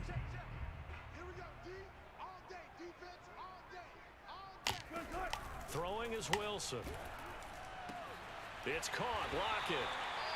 Gilmore, you want more money, but you getting muscled around out there, I noticed. As they get it right at the 32nd. Be a time when I used to call that to be an interception right there. Now, 1st and 10. Wilson. Didn't I just call his name? Intercepted. Picked off by Stephon Gilmore. I just called it. I was like, Gilmore. Normally that'd be an interception, brother. Means that they should get out of here with a victory. Yeah, this is not a game that they're going to preserve for posterity on defense, but they did finish it off, didn't Good they? interception. They did make the winning play to close things out. They'll take that one and head to the locker room. I was like, man, back in the day, that was an interception. That's I'm like, what you doing? Here's Sacramento's offense once more. And now they are in prime position, 1st and goal after the interception and return. They'll look to make it pay off against for 6 Seattle, points. Well, they probably don't need to run a play here, but you wonder if they're going to be able to resist on 1st and goal. They'll set up to throw. Flushed out right. And this will be caught. That's right. And the carnage continues. It's another touchdown. Man, it's good to see Well, you this is out there, long since baby. over, and some might see this as overkill, but remember, this is a team that puts on the hard hats, grabs the lunch pail, and tells everyone, we're going to give you a full 60 minutes. And that's exactly how they're playing this one out.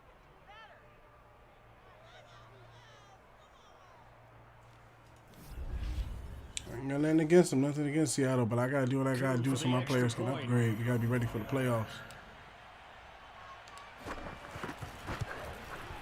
Now, this one was over a while ago as they just add on to their big lead.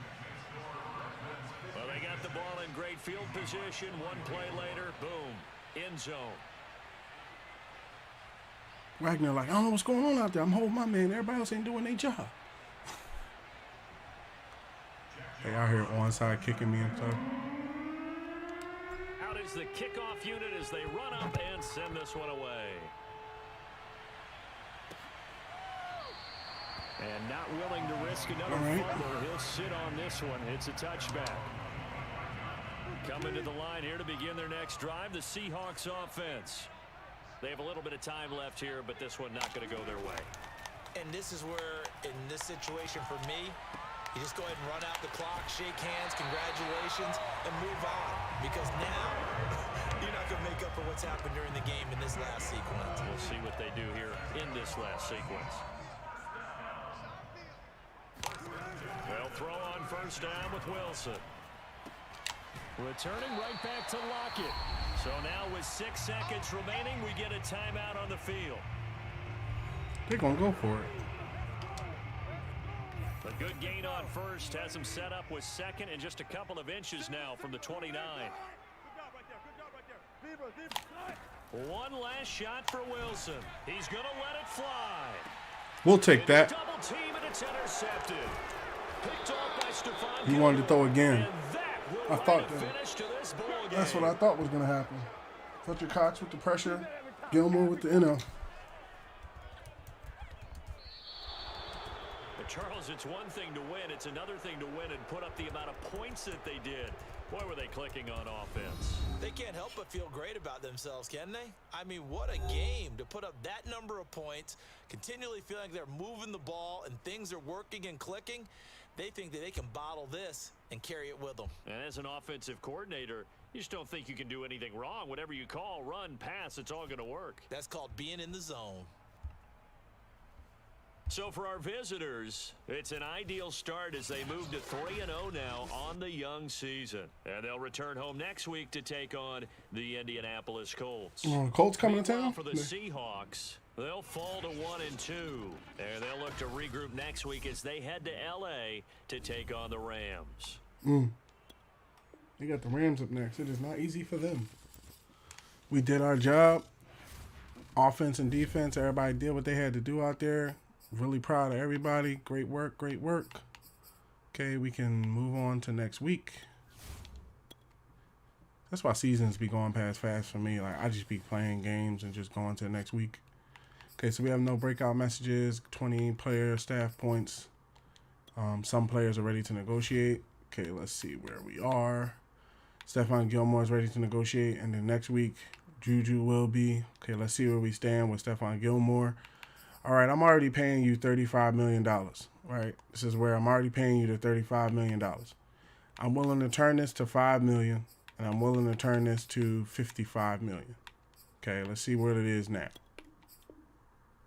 Everything aside from the salary is great. Okay, so because we have yet to reach an agreement with him, and I'm only allowed to basically negotiate with him for one more week, we're going to put him on the bench. Sorry. You know, Stephon Gilmore was in the same, Xavier Howard was in the same situation. And this is where, to tell you the truth, this is where some players sometimes show who they are in real life, because I like Stephon Gilmore as a player, but Stephon Gilmore was traded from the Patriots, because of similar to the same problem, because of the fact that basically he didn't want to play, let me see, because I play zone. So let me see who else got a pretty good zone. I'm gonna get him some time.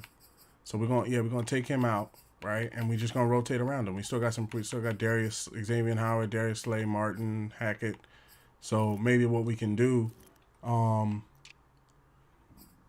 that's what I said. I'm not saying that he's definitely traded or anything like that. But if we don't get if we don't end up getting a very good if we don't end up getting a very good player, then what I might do is, let me see something, see if there's any, because I think I picked up Martin. Ain't Martin the X Factor? No, Martin's not an X Factor. Okay, so let me see in the NFL. Let me just take a quick look around and see, because we only have a couple of weeks left here that you can even do trades and stuff like that. So basically, let's see, small quick look, see if there's any rookies that came out that have stepped up. Did they sign I sent Patrick Surtain there. Martin, Asante Samuel Jr. Did they sign Asante Samuel Jr. and what's the name? Because Asante Samuel Jr. was under a 1-year contract when I got rid of him. Okay, now he's under a 6-year contract. And then I'm assuming Patrick Surtain is under a 6-year contract as well now. Yep. So they signed him to the deal. That's a little. That's also a little bit of information I found out. So when they go on contracts like that, like when they're up for a deal, if you send them back to the team that you got them from, a lot of times they can work out the deal with them, and then you could get them back after the fact. So, okay, looking for rookies. Okay, rookie, hidden. This is what I'm talking about. Man-to-man, zone coverage. Oh, yeah, this is what we're talking about right here. Okay, so we want him picked up. So they're looking for a middle linebacker. Okay, I'm willing to let them have... how long is Michael Kendrick's offer? Let me see. Michael Kendricks is under a 2-year deal. Okay, he's from the Panthers.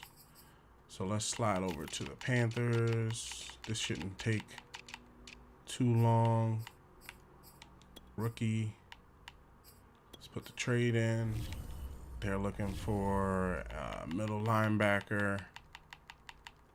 Michael Kendricks is under a 2-year contract. He's a star. How long is his contract? 3 years.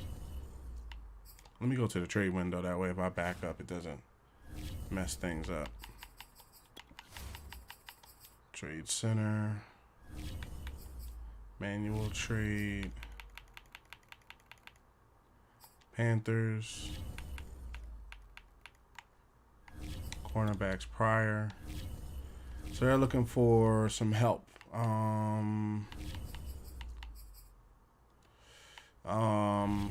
me see. How about Tomlin? No interest in Tomlin.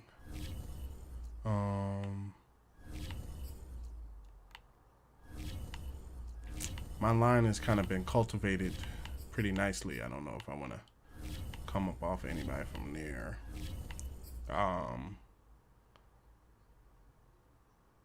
I mean, Eric Kendricks plays a good position, but he's only like 3 spots higher, so they don't even have an interest in him like that, so it wouldn't even matter.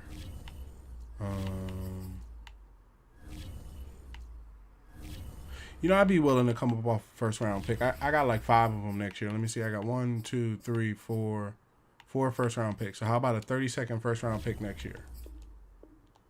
Okay, 32nd isn't working. Okay, how about we always go up? 29. 29 ain't moving them. 18.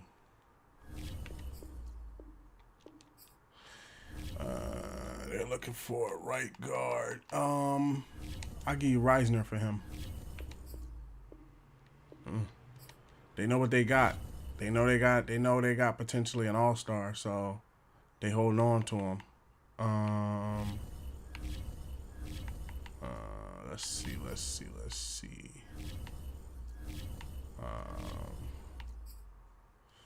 Yeah, I don't think we're gonna be able to move this guy. So yeah, I don't think we're gonna be able to move him. So let's see if there's any. Seeing as how we won't be able to move that rookie. He looks like he is embedded in that team. So let's see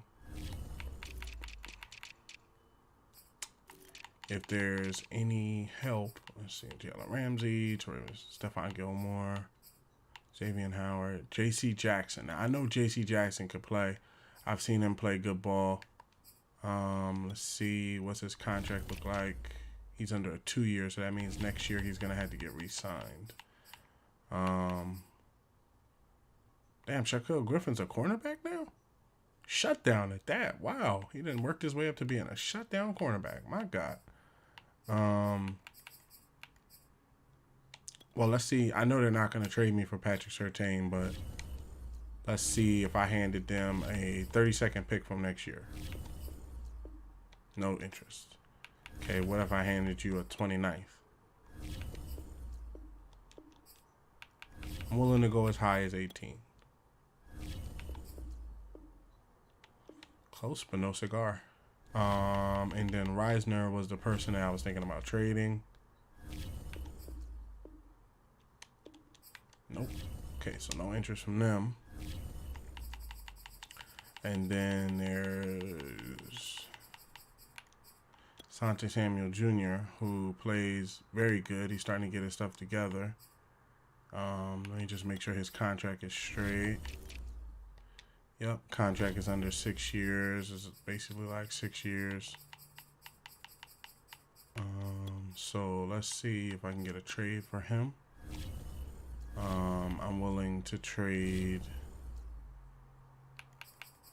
32nd pick next year.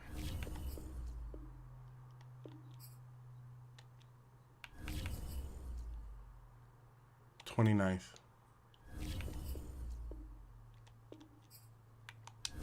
Is he good? Star, undisciplined penalty tendency. Zone coverage is kind of low. He's a man-to-man. We have. Let's see what happens with Gilmore first before we go trading around first-round picks. So Gilmore is going to be benched this week. Let me make sure I have him on the bench. Make sure he doesn't come in for any packages so we can see what things look like without him on the field.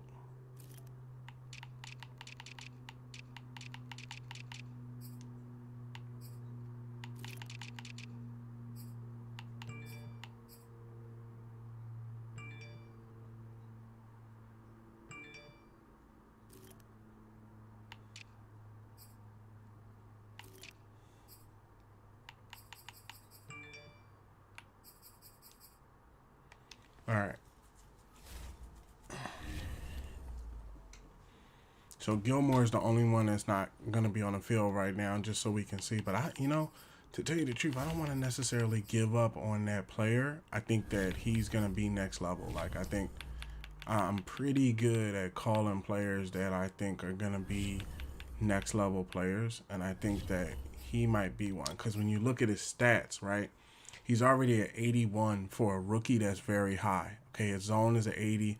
Man is 80, slot is 80, so he can kind of go in any direction you would send him in. He has a lot of green, balanced penalty tendency. I think I'm going to take a shot at him for trade ability, and I think I'm going to use I'm going to be willing to use one of our picks. We got second, 13. How about 13? I trade 13 for him. No? Okay, I'm not giving you 2, but I give you 12. So how about 12 and Michael Kendricks? We close. Look at him just.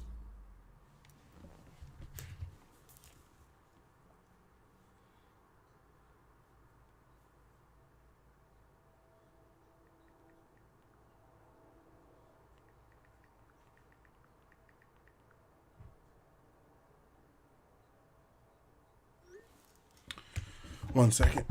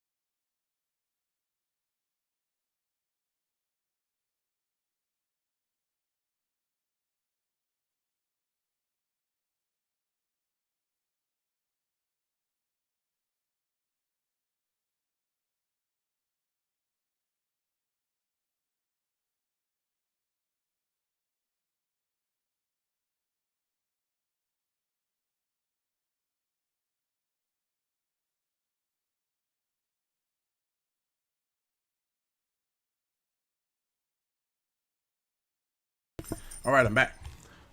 Yeah, so what I was saying was, oh, let me check on my vape. See if my vape's done. I ain't had a vape in a minute.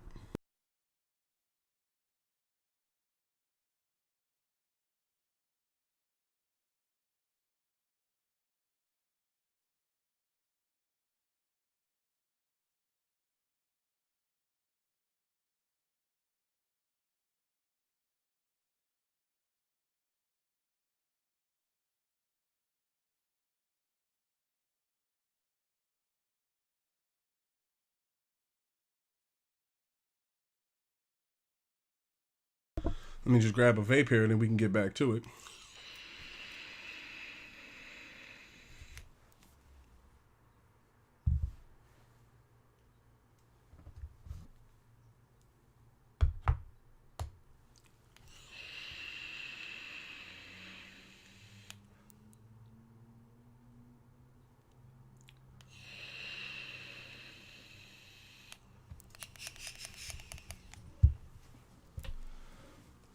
So I think myself, when you look at his ability, he's only been in the league 1 year. Okay, he's a rookie. He hasn't even played his rookie year. When you come over to his stats, he's already top 15% of cornerbacks this year. He has a 51 morale, which is better than having a 50 morale. His man coverage is 80. His zone coverage is 81. Play recognition is almost 82. Okay, for a rookie, that's very high. Agility is 91. Acceleration is 93. Speed is 93, so he can keep up. Catching and jumping is something you can work on playing more zone, right? So I think he's a good player to actually trade for. Now, when I put up my 12th pick for him, they told me basically, so what I'm going to do is I'm going to, because I think he's a good pickup. I think that that's some of the things that we've been able to do is go out and get some rookies that were, you know, drafted by other teams and what I feel is basically not being used right. You see what I'm saying? So I know there's people that I can put together just to get this trade done. Maybe what we can do is put a 30-second pick and then I'll put Reisner along with it and see if that'll loosen them up a little bit more.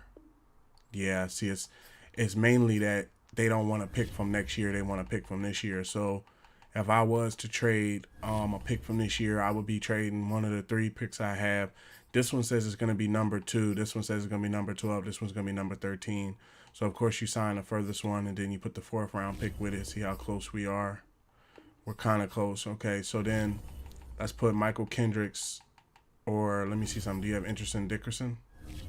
All right, they have interest in Dickerson. Dickerson doesn't necessarily, let me see something. Dickerson's been in the league 1 year. Nah, I kind of want to hold on to him. They're looking for a left guard, so let's put Reisner up there. I don't necessarily agree with his contract. I'll trade him in the first round pick, and then what we can do is y'all can give me a first round pick next year. See if you cool with that. And they're not.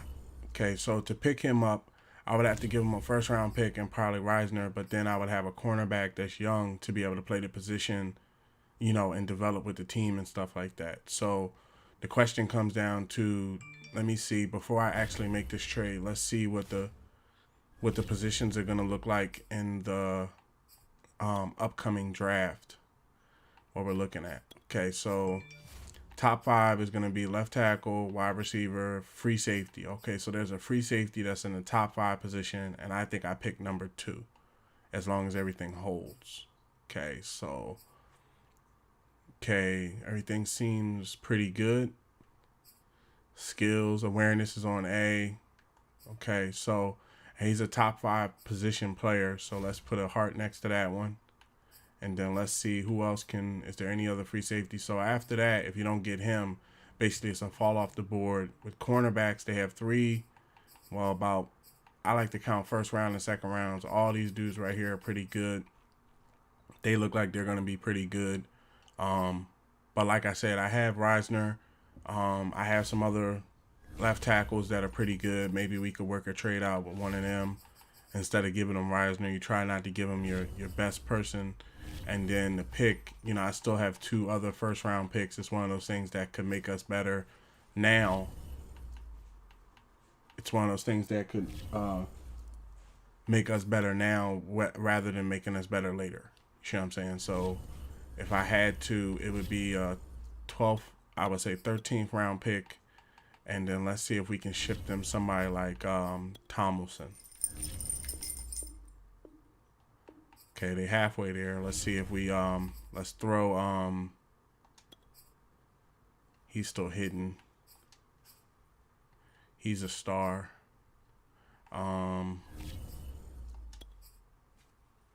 He's a star. Cause like I said, you don't want to get rid of too many people. Philip Lindsay. We're almost there. Okay, so what if I put Philip Lindsay on it? Okay, so Reisner was really the reason why they were going along with the trade. Trying to trade around him, but I don't think that that's going to be something that I can do. So let's come over to positions that have people. About Kendricks. Okay, that moved the bar pretty nice.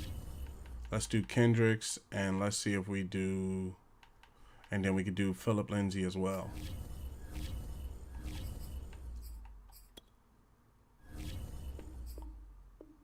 Trade declined. Okay, so yeah, working around Reisner is gonna be a little tricky. You know, I'm trying to hold on to him instead of letting him walk and being in a situation where, see, I got any interest in Ward? Nope. You know, being in a situation where essentially you lose that spot, that position, because we have one of our guys is down with a broken shoulder blade, but you know, I'm just gonna put Reisner up there. We need a cornerback more than we need a left guard. Yeah, I'll do it. They declined it. Oh no, y'all can hold on to y'all cornerback, bro. I'm not gonna be up here like, I'd rather wait to see what happens with Stephon Gilmore. I'm about to give y'all a first round pick, a player, and all this, and y'all hold on to that dude. Y'all, nah. I'd rather give other people some clout. Okay, so we got 20 staff points. So I think that, what do we run? We are in week 4. Okay. I think we're at a point where to make a good game change, I have to edit some things. So if I game change, I'm going to pause the screen and I shall be right back.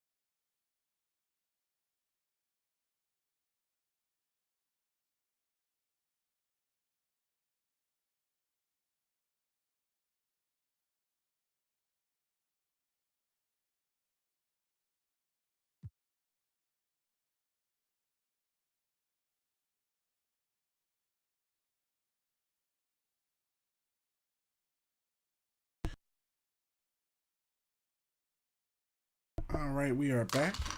Let me go into the video details and let me add the fact that 2K is one of the games that we played, so that way everybody can be caught up. And they check.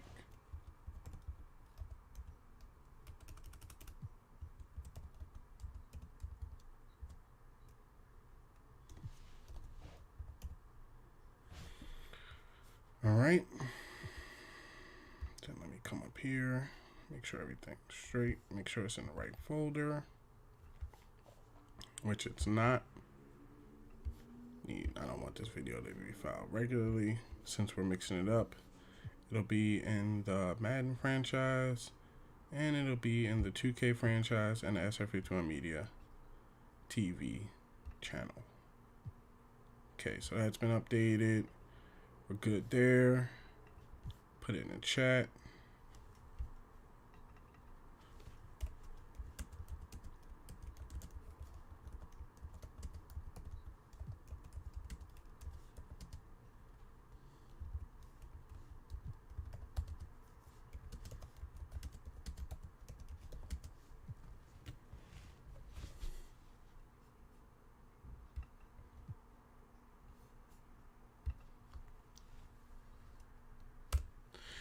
So I decided to jump over to NBA 2K22. We ran a good amount of games over there on Madden, you know, so I think we did at least well over probably an hour or something like that.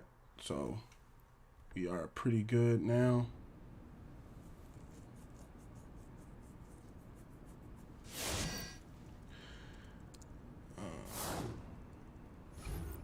I ain't worried about that fashion stuff.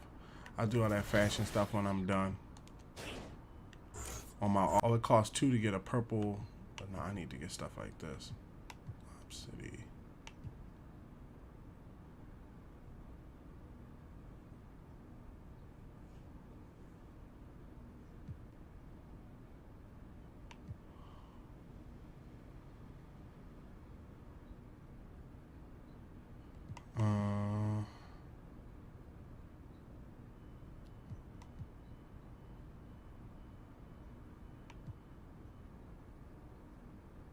Let's get the posterizer too.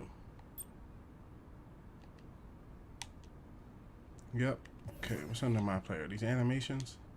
Look, I don't want these animations.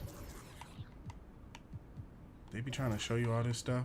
They put new every time. They drop new animations almost every time. And then they bring you in here just to like show them to you. And I'm like, bro, I don't want these animations. We done now? Okay. Quests.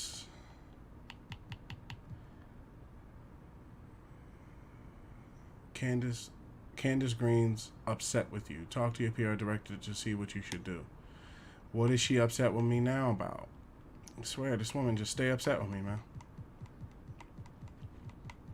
Like, every time I see anything with her, it'd be like, yeah, she's upset with you. Let's jog over there and see what's up.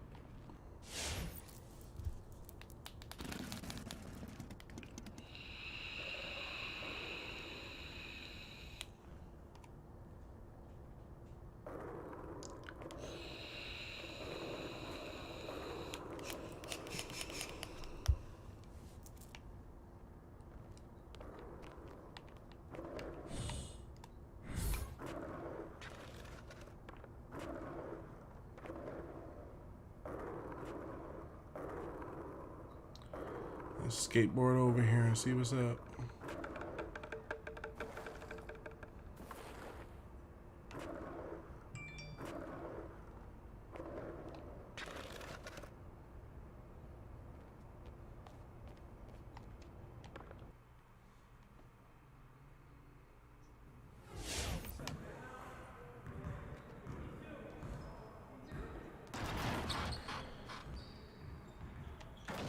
So, what's going on with you and Candace? You worried you're not going to be able to describe our pick and roll coverage or something? Oh, no, there's nothing going on. Look, I didn't realize I wasn't calling on her until you text me. Well, do me a favor and call on her next time she's in the locker room, okay? Yeah. She's one of the good ones. She's always been fair to us, and there's no reason to sour that relationship. Yeah, I hear you. Look, honestly, it just slipped my mind, but yeah. It's fine. Just call on her. That's all she wants. Look, you know I got you. I got you. We go get there. I know we are.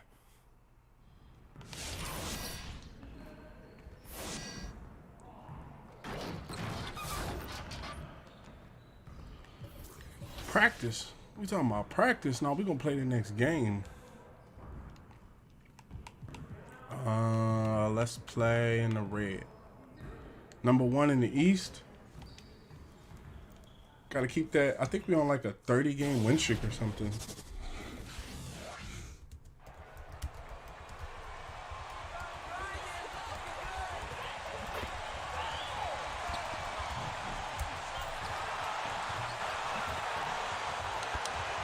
Let's go to work, fellas. Ain't no time for practice. Let's go to work, fellas. Let's do work. Let's turn up, Detroit. Let's do this.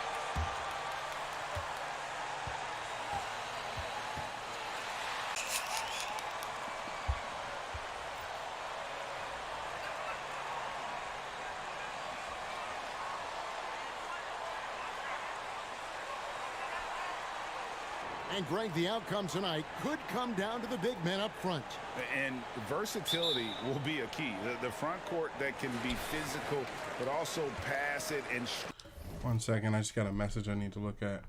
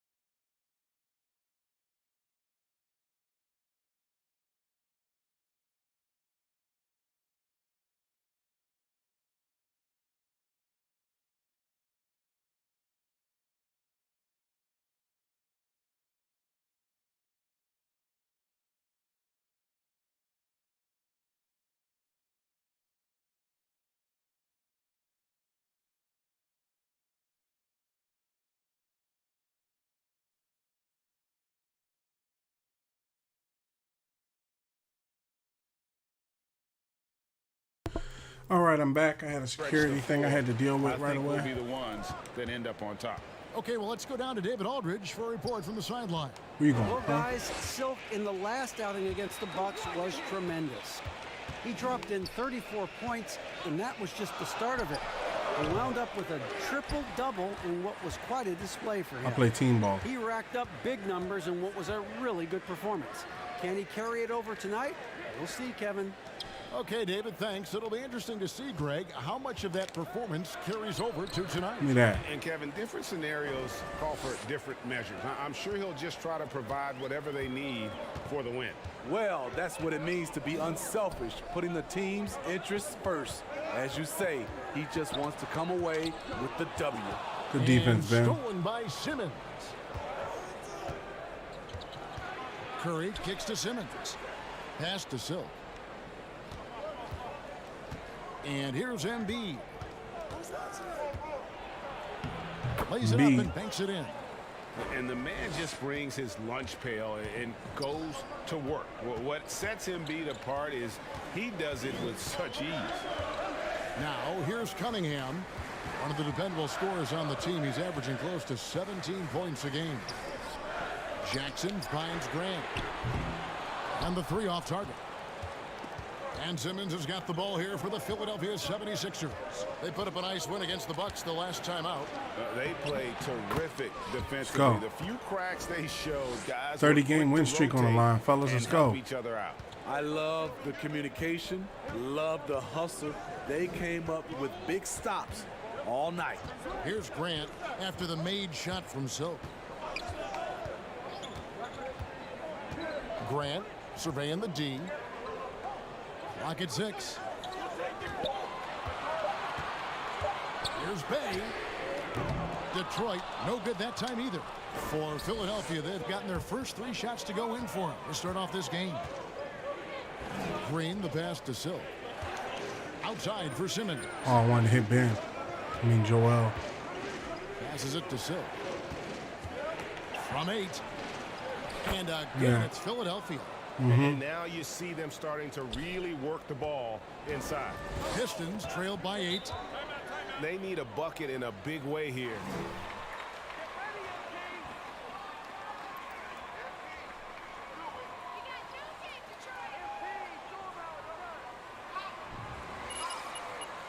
Still some game left to play.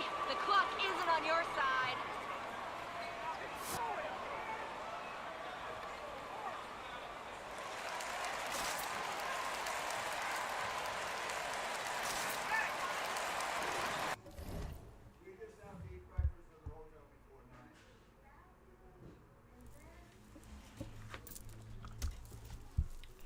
One second.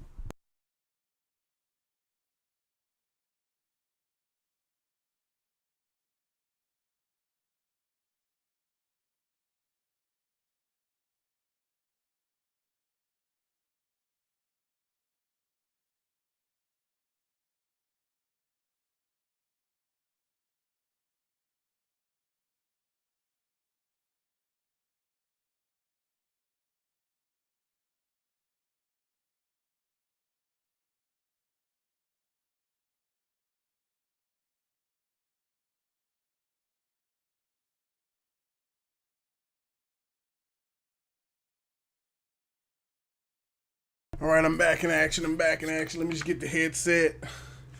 Grab me a vape real quick. One quick before we started up vape.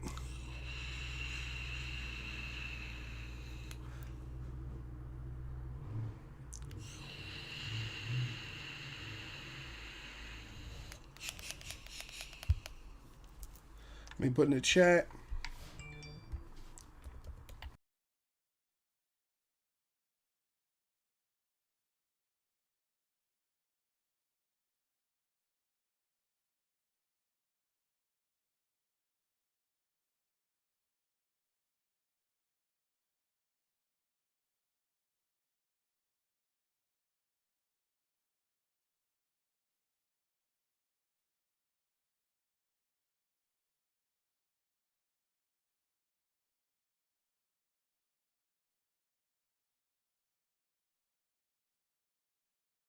All right.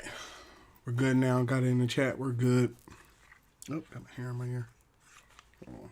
Headset ain't sitting right. Okay, cool. Now we're good. Now we're good. Let's bring this down a bit so it's loud, but you can still hear me.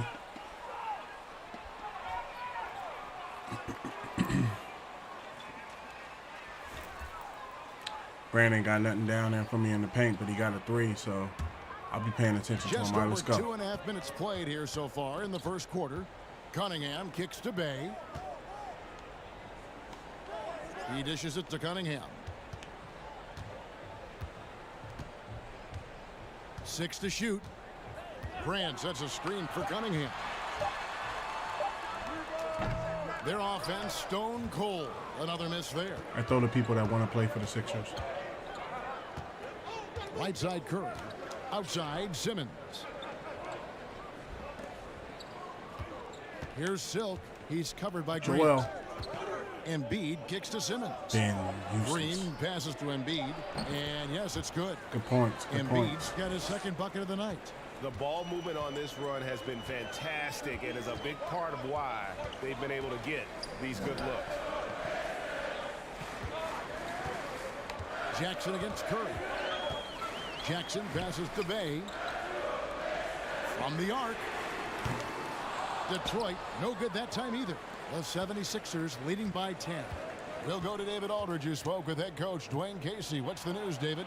Well, Kevin, look, he thinks their long-range shooting can make all the difference, not taking anything away from the defense they're going up against. Give me that. But he did say he'd be surprised if his guys didn't shoot. Fix my shorts while I'm on the sideline, coach. Gotta fix my shorts. We're just taking it easy on you guys, saving it for crunch time, baby. Keep thinking that.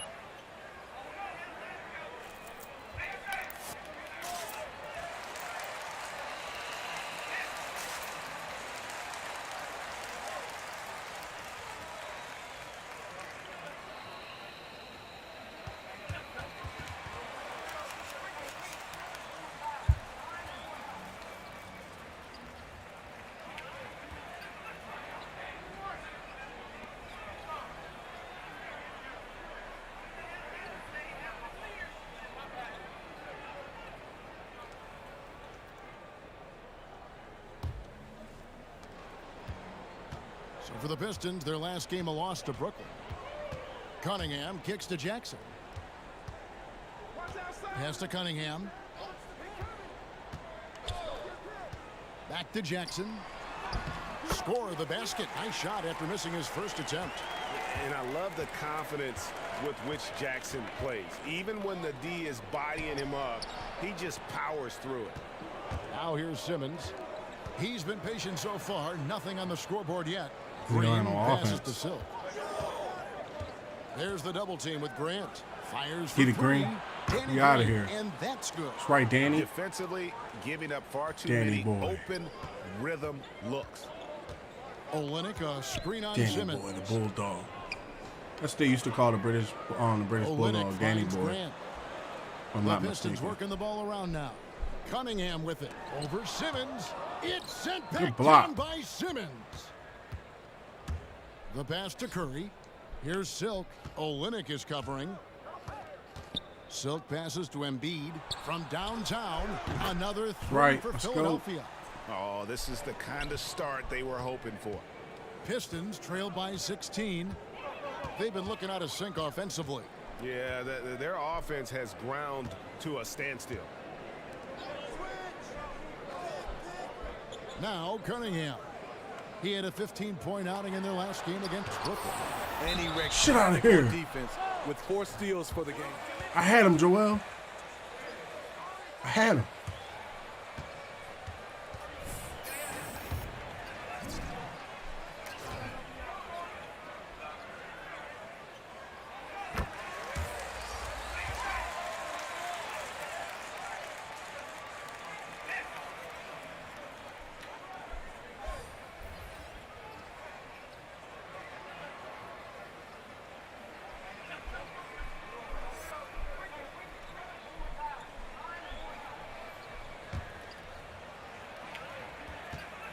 For Cunningham.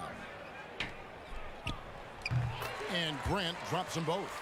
And with the postseason looming, Greg, any change in approach for the playoff contenders? Goal number one is health. Outside of that, you're looking at seeding, trying to find right, Drummond, and just getting dialed in for what could be a long road.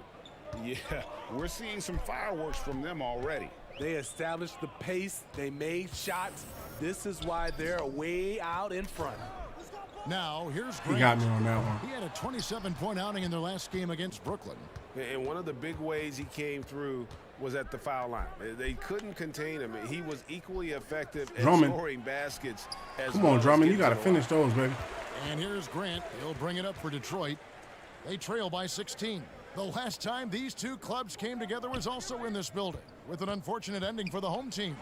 Yeah, and their last time out against this club, turnovers really did them in. Just way too many mistakes. A combination of unforced errors and just poor decision-making. They need to be much better in that aspect of the game this time around. Come on, Ben. You got to put that up if they're going to double me like that. No points in the game yet for him. Silk. The rebound by Grant. Shouldn't have took that one. Even though he missed it, this is the exact play your offense is designed to produce. I was double teamed. Passes to Grant. Get out of here.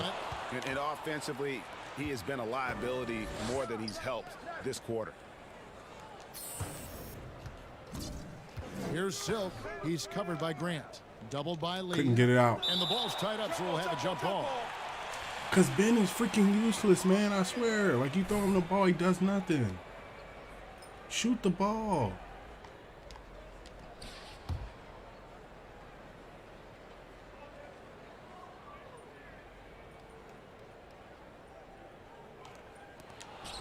Drummond passes to Simmons. Here's Silk. Shot clock at 6. Inside. Drummond. And Drummond throws it down. And what a way to start this game, dominating at both ends of the floor. They came in prepared, focused, and really jumped on the other team early. Now here's Joseph. Currently averaging almost 6 points a game. Get shit out of here, boy. Rebounded by Silk. Silk's got his 5th rebound right now in the game. Get him, Drummond. Stolen away. Nice job to interrupt the alley-oop attempt there. In the corner, Bay with it. Grant the pass to Lee. See, they be trying to have me out there on the perimeter because I'm a 7-footer. Outside, I know I will block your stuff. Give me that. Misses and the dry spell continues. Philadelphia leading by 18. Here's Milton. Can't hit from in close. It's cool. Shake. Everybody getting some points today. Let's do this. Now here's Joseph. Still getting warmed up offensively. No scoring yet from him. 1 second.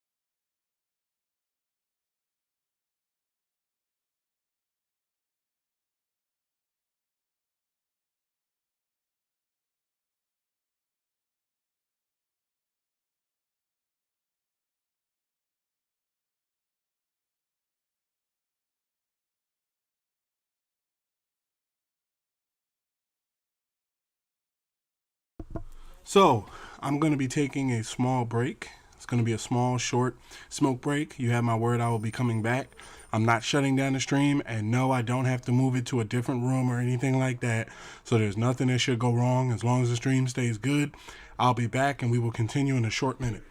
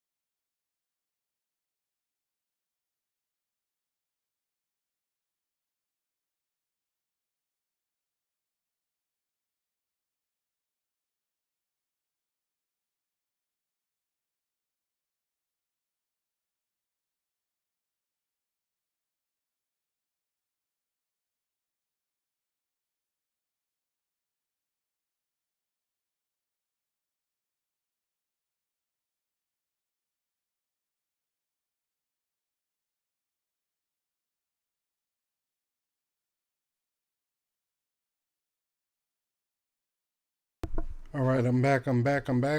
Let's get back to it. This 30-game win streak is on the line. I know I'm going to finish this one. 1:49 left in the first quarter. Bay with it. Picked up by Harris. And that'll be 2 free throws.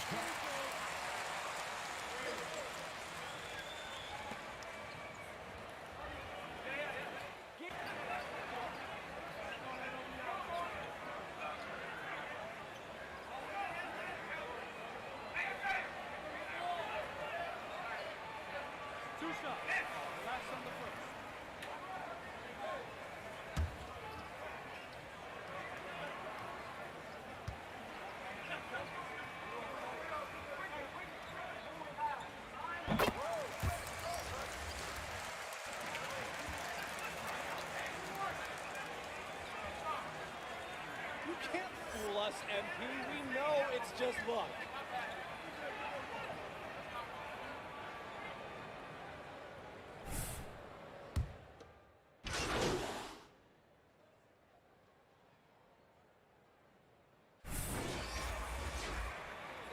You ain't nothing special, MP. Just caught us on a bad night.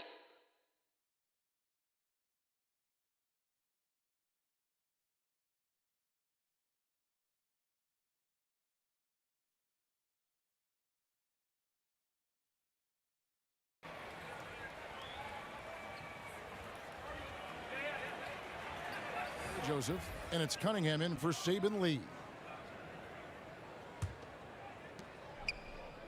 Philadelphia moving the ball around. Here's Silk. That one's not going to go. And the Pistons now going the other way, coming off that loss against the Nets. Yeah, a snowball effect in that one. One thing would go wrong, then another. Really the story of the game. I was surprised they put up so little fight. That was not the team I expected to see that night. Taking a look at the 76ers. Outside the wings are Curry and Green. Silk is out there with Embiid, and it's Simmons in at the point. Here's Silk. And the rejection by Jackson. Pistons trailed by 11.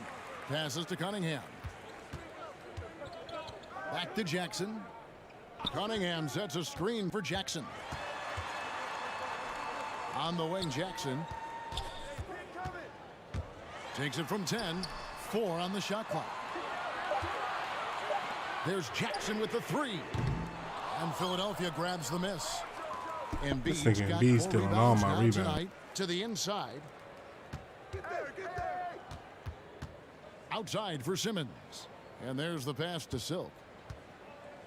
He's looking for Embiid and finds him. The jump shot from the baseline is right on target. Embiid's got 6. And with an expanding skill set, Embiid is able to hit shots from all over the court. Cunningham dishes it to Olynyk. Pass to Cunningham. 3-pointer. Traps in the tray. They're having more success from three-point range here in the second after a rough first quarter from deep. Outside, Simmons. Pass to Green. Wiles against Embiid. Back to Green. Passes it to Silk. Jackson comes over with the double. And Josh Jackson picks up. You may have some believers, MP, but I ain't one of them.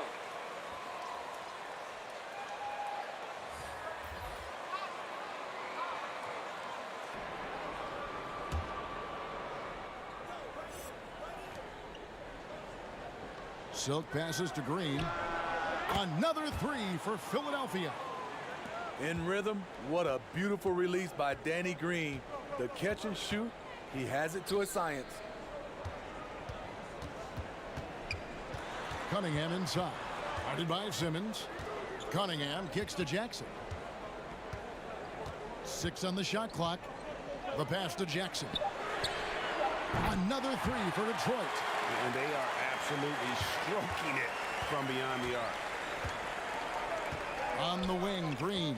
Silk. And he throws it down hard with one hand. The veteran presence of Danny. You can't keep this up, MP. You can't. I tell you one thing, Detroit ain't coming out here like this is a weak game. That's why I'm trying to play seriously with this one.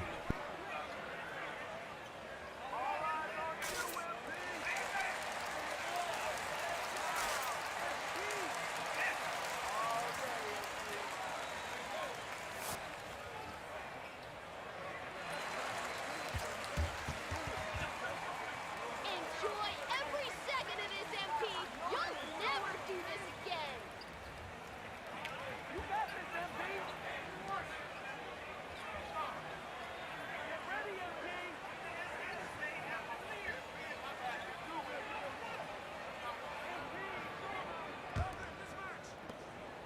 MP. And it's Cunningham with the ball for the Pistons. A 12-point game.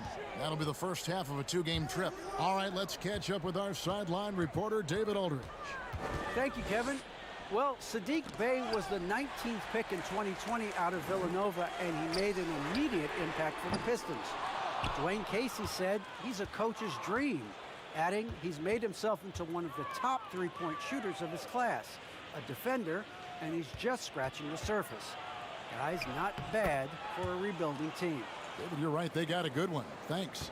They're scoring boatloads of buckets. It's raining buckets from inside. Pass to Jackson. Files a screen on Green. Here's Jackson. Misses off the right iron. And with the success they've had rebounding the basketball, they're right where you'd expect them to be, firmly in the driver's seat. With the shot. The second effort. Embiid kicks to Milton. Another three for Philadelphia. Assists like that have typified their effort today. Terrific ball movement. Cunningham passes to Jackson. Cunningham sets a screen for Jackson. Can they get it? Unable to get that one. And the 76ers go the other way with it. They led the game at 1 point by 20. Simmons inside. He's against Cunningham. Ben Simmons gets the bucket. And here's a guy who loves playing inside. Simmons can play some bully ball down low. And it's Lyles in the corner. Good on the triple. Lyles got his first 3 points of the game. Great job executing the offense. That pass on time and on point. Pass to Silk. And that one is stuffed right through. And guys, you don't think this fella can do some major damage if he gets an opening to the rim. GA, they just learned that lesson the hard way. They better put a little bit more effort into their D the next time down.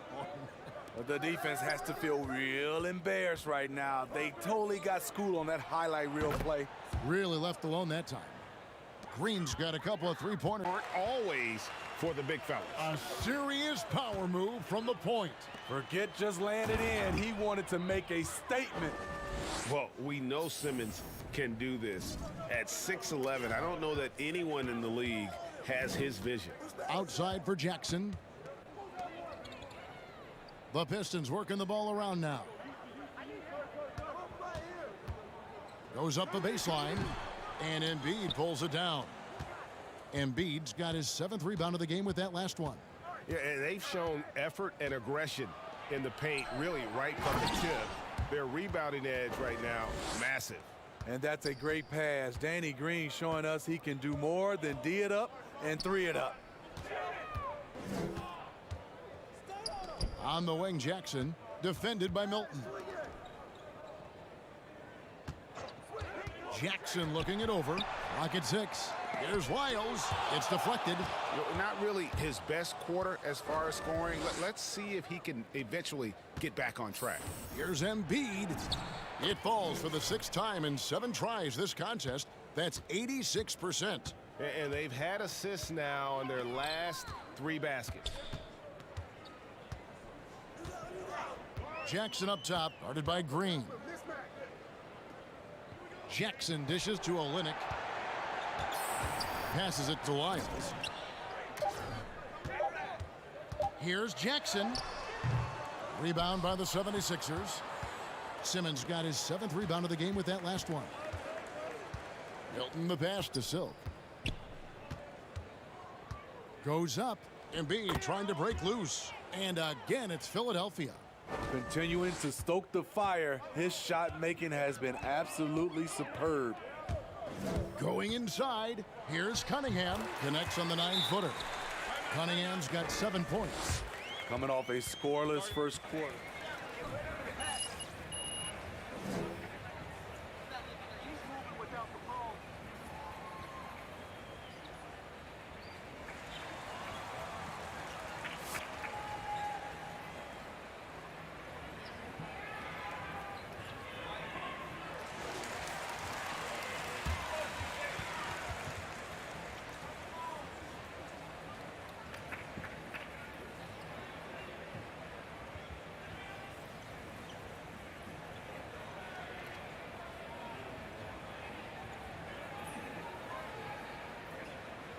Simmons. Here's Maxey. Nothing else. Out here with Maxey and the boys. Let's get it. Embiid. And Embiid throws it down. And if you want to talk about a player who embodies the power game, then Embiid's your man. You know you're going to get some strong finishes anytime he's on the court. Now here's Lee. 20 points for him last game against Brooklyn. Out of bounds, Philadelphia takes possession.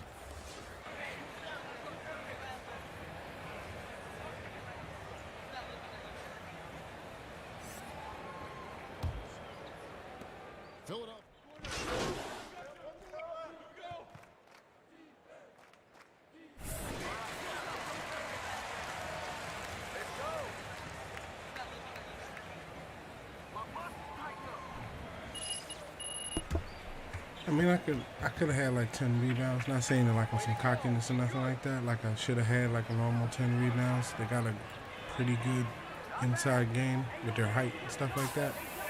So, their inside scoring and defense is pretty good. So basically, I think I'll end up with maybe a double. Excuse me. I think I'll end up with maybe a double-double, triple-double before it's over. We'll see.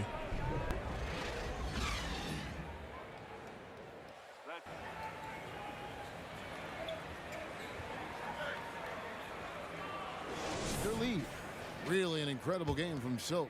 As impressive as the block totals are from him early on, they don't even tell the whole story. He's changed countless others. Yes, defensively, what they've done, they funnel people his way and banking on his ability to intimidate. All fueled up and ready to go. Let's reset the lineups courtesy of Gatorade for the second half of basketball. On the court for the Pistons, Bay and Grant are the forwards. Cunningham is out there with Jackson, vital to winning. Give me some examples in your experience of great leadership. You know, I'll say one example, Kevin. A lot of people think it's on the court, but off the court, leadership really plays a big role on those off days, on those bus rides. Just getting a chance to talk to the younger players. I think that's one example where leadership plays a huge role. There's the pass to Bay. Grant with a screen on Green. Bay passes to Grant. Off the mark there with the three-point shot. At some point, when you recognize someone's this out of rhythm, you have to shift to something else. Hey, balance it out. Another shot, and Embiid lays it in. Embiid's got 16. And they are attacking the rim and getting great results. Olynyk, a screen on Simmons. Takes it inside, kicks it out to Grant. Detroit, no good that time either. They keep calling his number, which is partly how they've dug this hole. Ben Simmons gets the bucket. And defensively, they are on their heels every time the ball comes inside.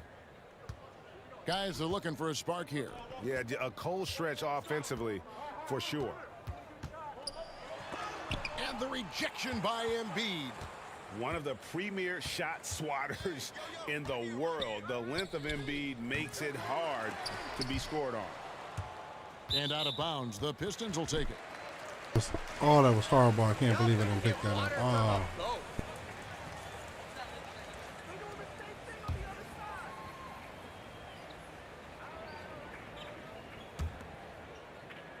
Here's Jackson. 5 points in the game. Second half of play with just under 2.5 minutes gone. Bay against Embiid to the paint. Here's Olynyk. Goes up and lays it nice and easy. Olynyk's got his second basket of the game. I thought Olynyk got hit on the release, but at his size, he just absorbed it. Puts it up from 7. Embiid trying to break loose. Yes, that goes in. And that's now 20 points for Silk. They're doing a really good job of getting the ball inside and attacking the paint. That's an area they have completely dominated. Now, here's Grant. Right now, he averages nearly 23 points a game, a relentless offensive force. You know, very few scouts felt that Jeremy Grant would ever become this kind of three-point shooter. Here's Curry. And here's Embiid. He's got 16. Some nice ball movement here by the 76ers. From 8, Silk passes to Embiid. Stolen by Grant. Cunningham looking it over. Rebounded by Silk. The 76ers have gone 4 of 6 from the field since the start of the third. Here's Green. Oh, yes, he did. 5 up and 5 down for him so far. Nice look for Danny Green there, taking charge. You love the leadership he's brought everywhere he's gone. Down low, here's Grant, and the dunk by Grant. A little undersized at the 4, but he can get off the ground. And so Simmons will bring it up for Philadelphia. Following this one, they get to host the Hornets. That game is the first and last of their homestand. Green kicks to Simmons. Here's Silk. He's covered by Grant. 5 on the clock, and Green gets it to go. And is it any wonder they're ahead in this game? His perfect night from the field has been the catalyst. His perfect night from the field has been He's his got catalyst. 5. Drives to the hoop. Curry with the defensive effort. You like that he's still attacking, but the results tonight just haven't been there. Up top, Embiid. And they double up Embiid. Simmons inside. Cunningham's there. Here's Curry with the 3. It's not going to go for him. The Pistons go the other way with it. Bay passes to Cunningham. Back to Bay. To the left side wing. Here's Grant. And Embiid pulls it down. Embiid's got the glass covered here tonight. 11 boards for him. Green passes to Silk. Good on the bucket. Silk's got 22. Man, just adding insult to injury. He just waltzes inside and extends this lead. A uncontested shot at the rim. You have to compete at all times. Now here's Bay. He's playing a pretty big role for him at the offensive end, averaging about 12.5 points a game. Green against Bay. And they double up Embiid. Here's Silk. 22 points for him. And that basket's going to count, folks. Gets the goaltending call right there. That's a very close call.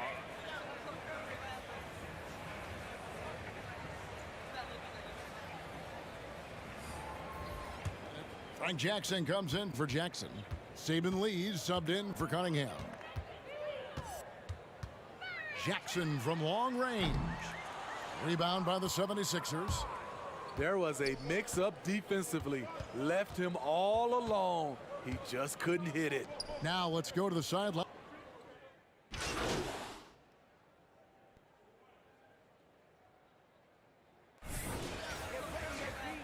D up on him and don't let him breathe. All right? You got it, coach.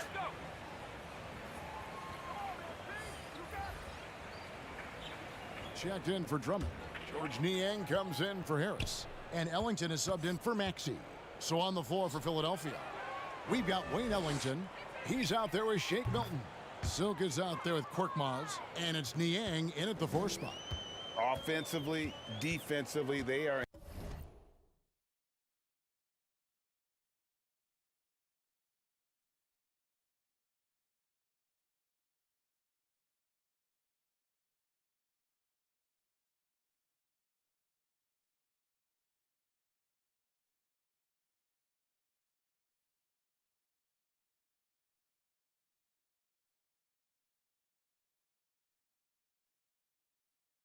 Sorry for the abrupt stop. Controller slipped. And total control. This has been an impressive performance tonight. Even with a big lead, they've maintained their focus. Just under 2.5 minutes gone here in the final quarter. Pass to Silk. Puts up a three. Niang, no good.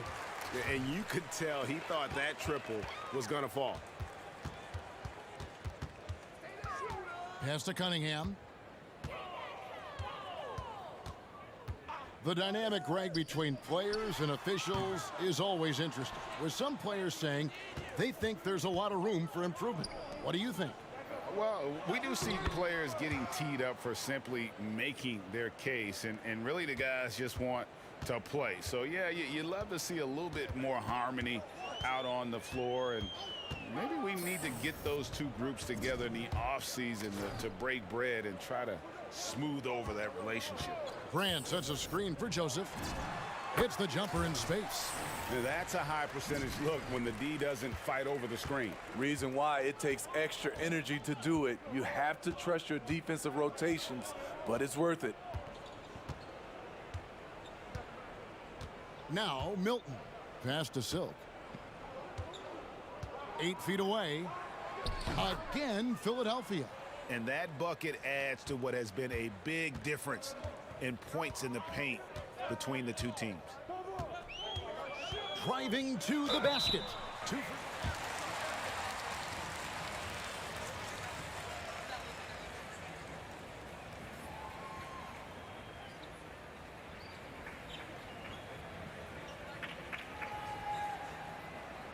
Take a break.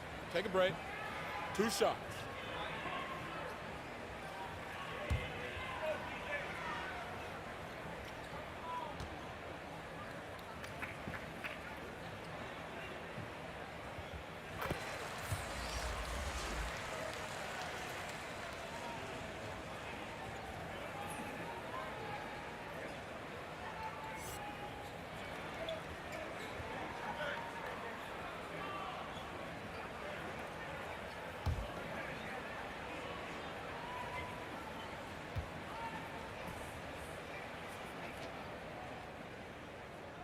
And he makes both free throws.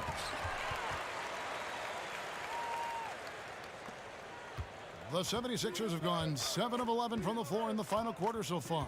Been some solid looks for them. Here's Silk. Now the pass to Milton. On the wing, Milton. Pass to Silk. 7-foot shot. And the 76ers tack on 2 more. He can do incredible things. He can also help you win by simply being reliable.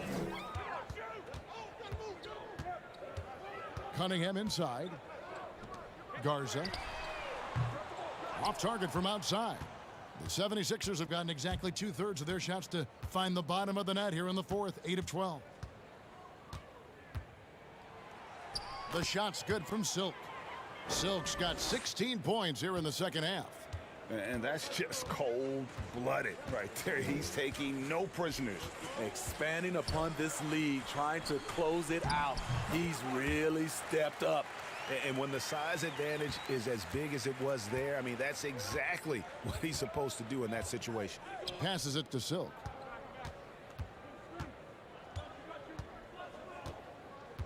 Back to Milton. Here's Korkmaz, guarded by Jackson. Korkmaz, no good. And it's Jackson with the ball, bringing it up for the Detroit Pistons. Now, here's Joseph. Ellington defending. Hits the three-point bomb. This is the shot you want to get him. An open look from range. The pass to Silk. Nice touch on the bank shot. Silk's got 10 points now just in this quarter. Man, have they been effective at getting the ball inside. To the right side. Puts it up from 12. Rebound by the 76ers. Silk's got the glass covered here tonight. 11 boards for him. And he caught that pass in full stride on his way to the big slam. I tell you what, I don't know what he did in the locker room, but he needs to do a little bit more of it because he's on fire. Left side, Jackson. Outside, Joseph. And another three for Detroit. They've given up a lot of three-pointers here today. Philadelphia's gotten off 4 3-pointers in the final quarter, and 2 of them have fallen. Pass to Silk. Here's Korkmaz. Again, Philadelphia. Well, overall, they're the team getting the better looks here in this second half. For them, the first half was maybe more of a filling out process. Now it's winning time. Now here's Bay. D right on him. There's the drive. Shooting foul. Damn it, I thought I had all blocked. Finally, a good call. Great job, ref.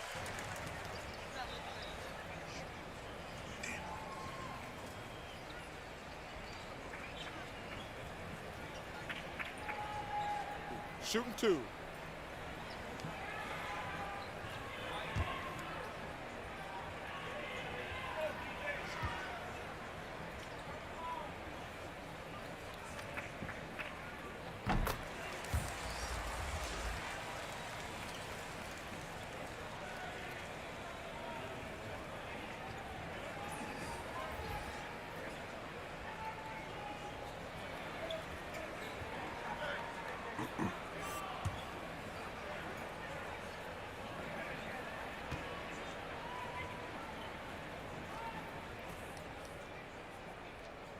Bay hits them both. Now here's Maxey. Out to the right wing. Korkmaz passes to Silk. Yep, that one goes. Silk's got 38 points. And I need to see some more assertiveness out of these defenders. Cunningham kicks to Lyles. A baseline J, and Jackson gets it to go. And so here is Philadelphia.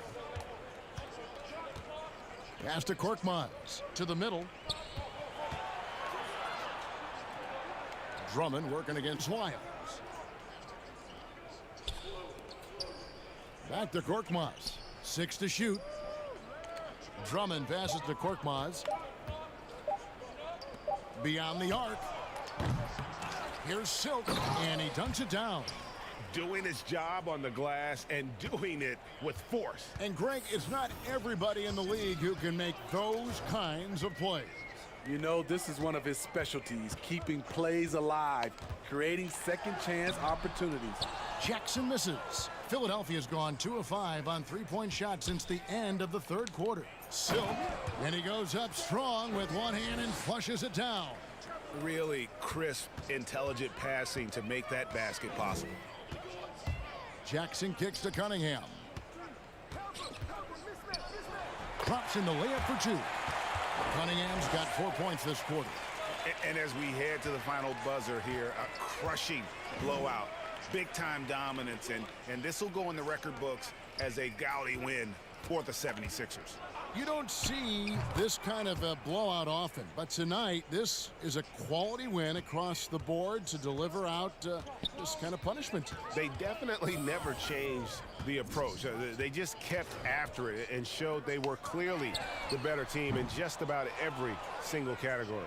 And reaching an impressive milestone on the year, this will be win number 60. And guys, they have played so well this season. I think pretty much any given night they've come in with that swagger and attitude, and they've really backed it up. And this will be their 3rd win in 3 tries against these guys. They match up so well. And we watched one guy all night long, guys, and looking at the stats just confirms what a dominant game he had. What a night tonight it was for Silk. And all around dominant performance. I can't believe I went up again.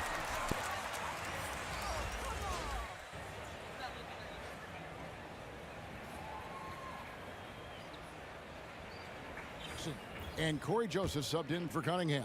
And the 76ers also making a change. Milton's checked in. Good ball movement here by the 76ers. Here's Silk. Second chance shot, and that's 2 points on the layup. Silk's got 46 points. They just blocked out the noise, kept on grinding, and this is their reward. And guess what? It's going to be a fun flight home. Total team effort. Big win on the road. Outside, Joseph fires the three. So it's the 76ers winning this one easily. The streak still lives.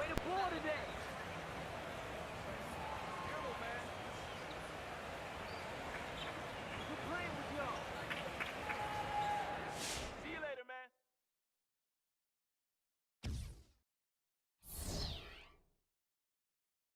46 points, 13 rebounds, 11 assists, 5 blocks, 82% field goal rating, A plus teammate grade. I'll take that.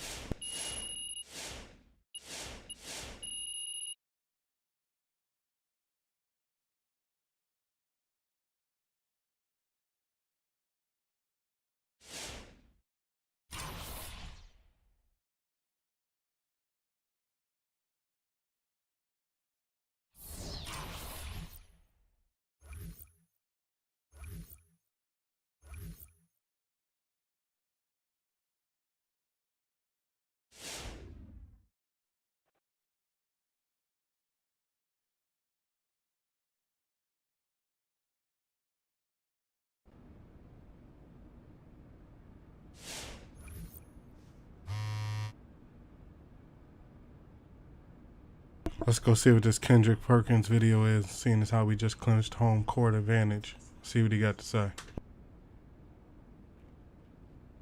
I'll be surprised if it ain't some hating stuff.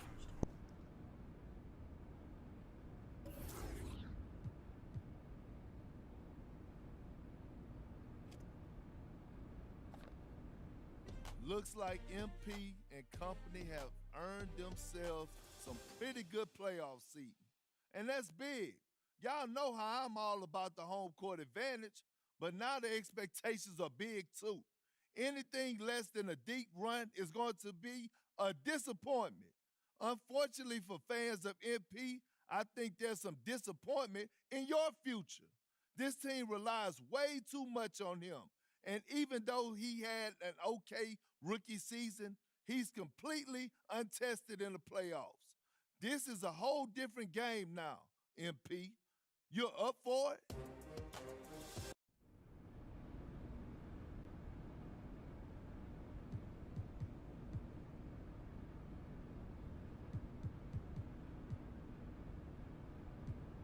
Just wanted to show we're up to 33rd straight win. Show to support the fans. Kendrick been hating all year. If you don't know, man, go back to the previous footage in the folder, the NBA 2K franchise. You'll see this year Kendrick Perkins was added in. All he basically has been doing is questioning everything I'm doing. I'm pretty sure when I get to the playoffs and beat somebody, he's going to say I won't win again, and then all the way leading up to the championship, which is cool. It's something added new to the game. Let me back out here. The other things they're asking me to do, like do the fashion thing and do the rapper thing, 9 times out of 10 I'm going to end up doing. Let me turn to you too. Let me take you on over here to my window. You know, work hard to get these apartments and these outfits and these sneakers. So what's going to end up happening is 9 times out of 10, I don't want to ruin the streak or anything like that. We played a game here. We played about 2 or 3 games in Madden. I think we're about 3 hours in, close to like 4 hours. So I'm going to be stopping things for now. I'm not going to run down the titles or anything like that where you can look me up and follow.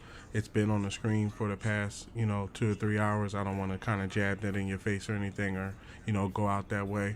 I just want to say have a good rest of your day and come back often. Peace.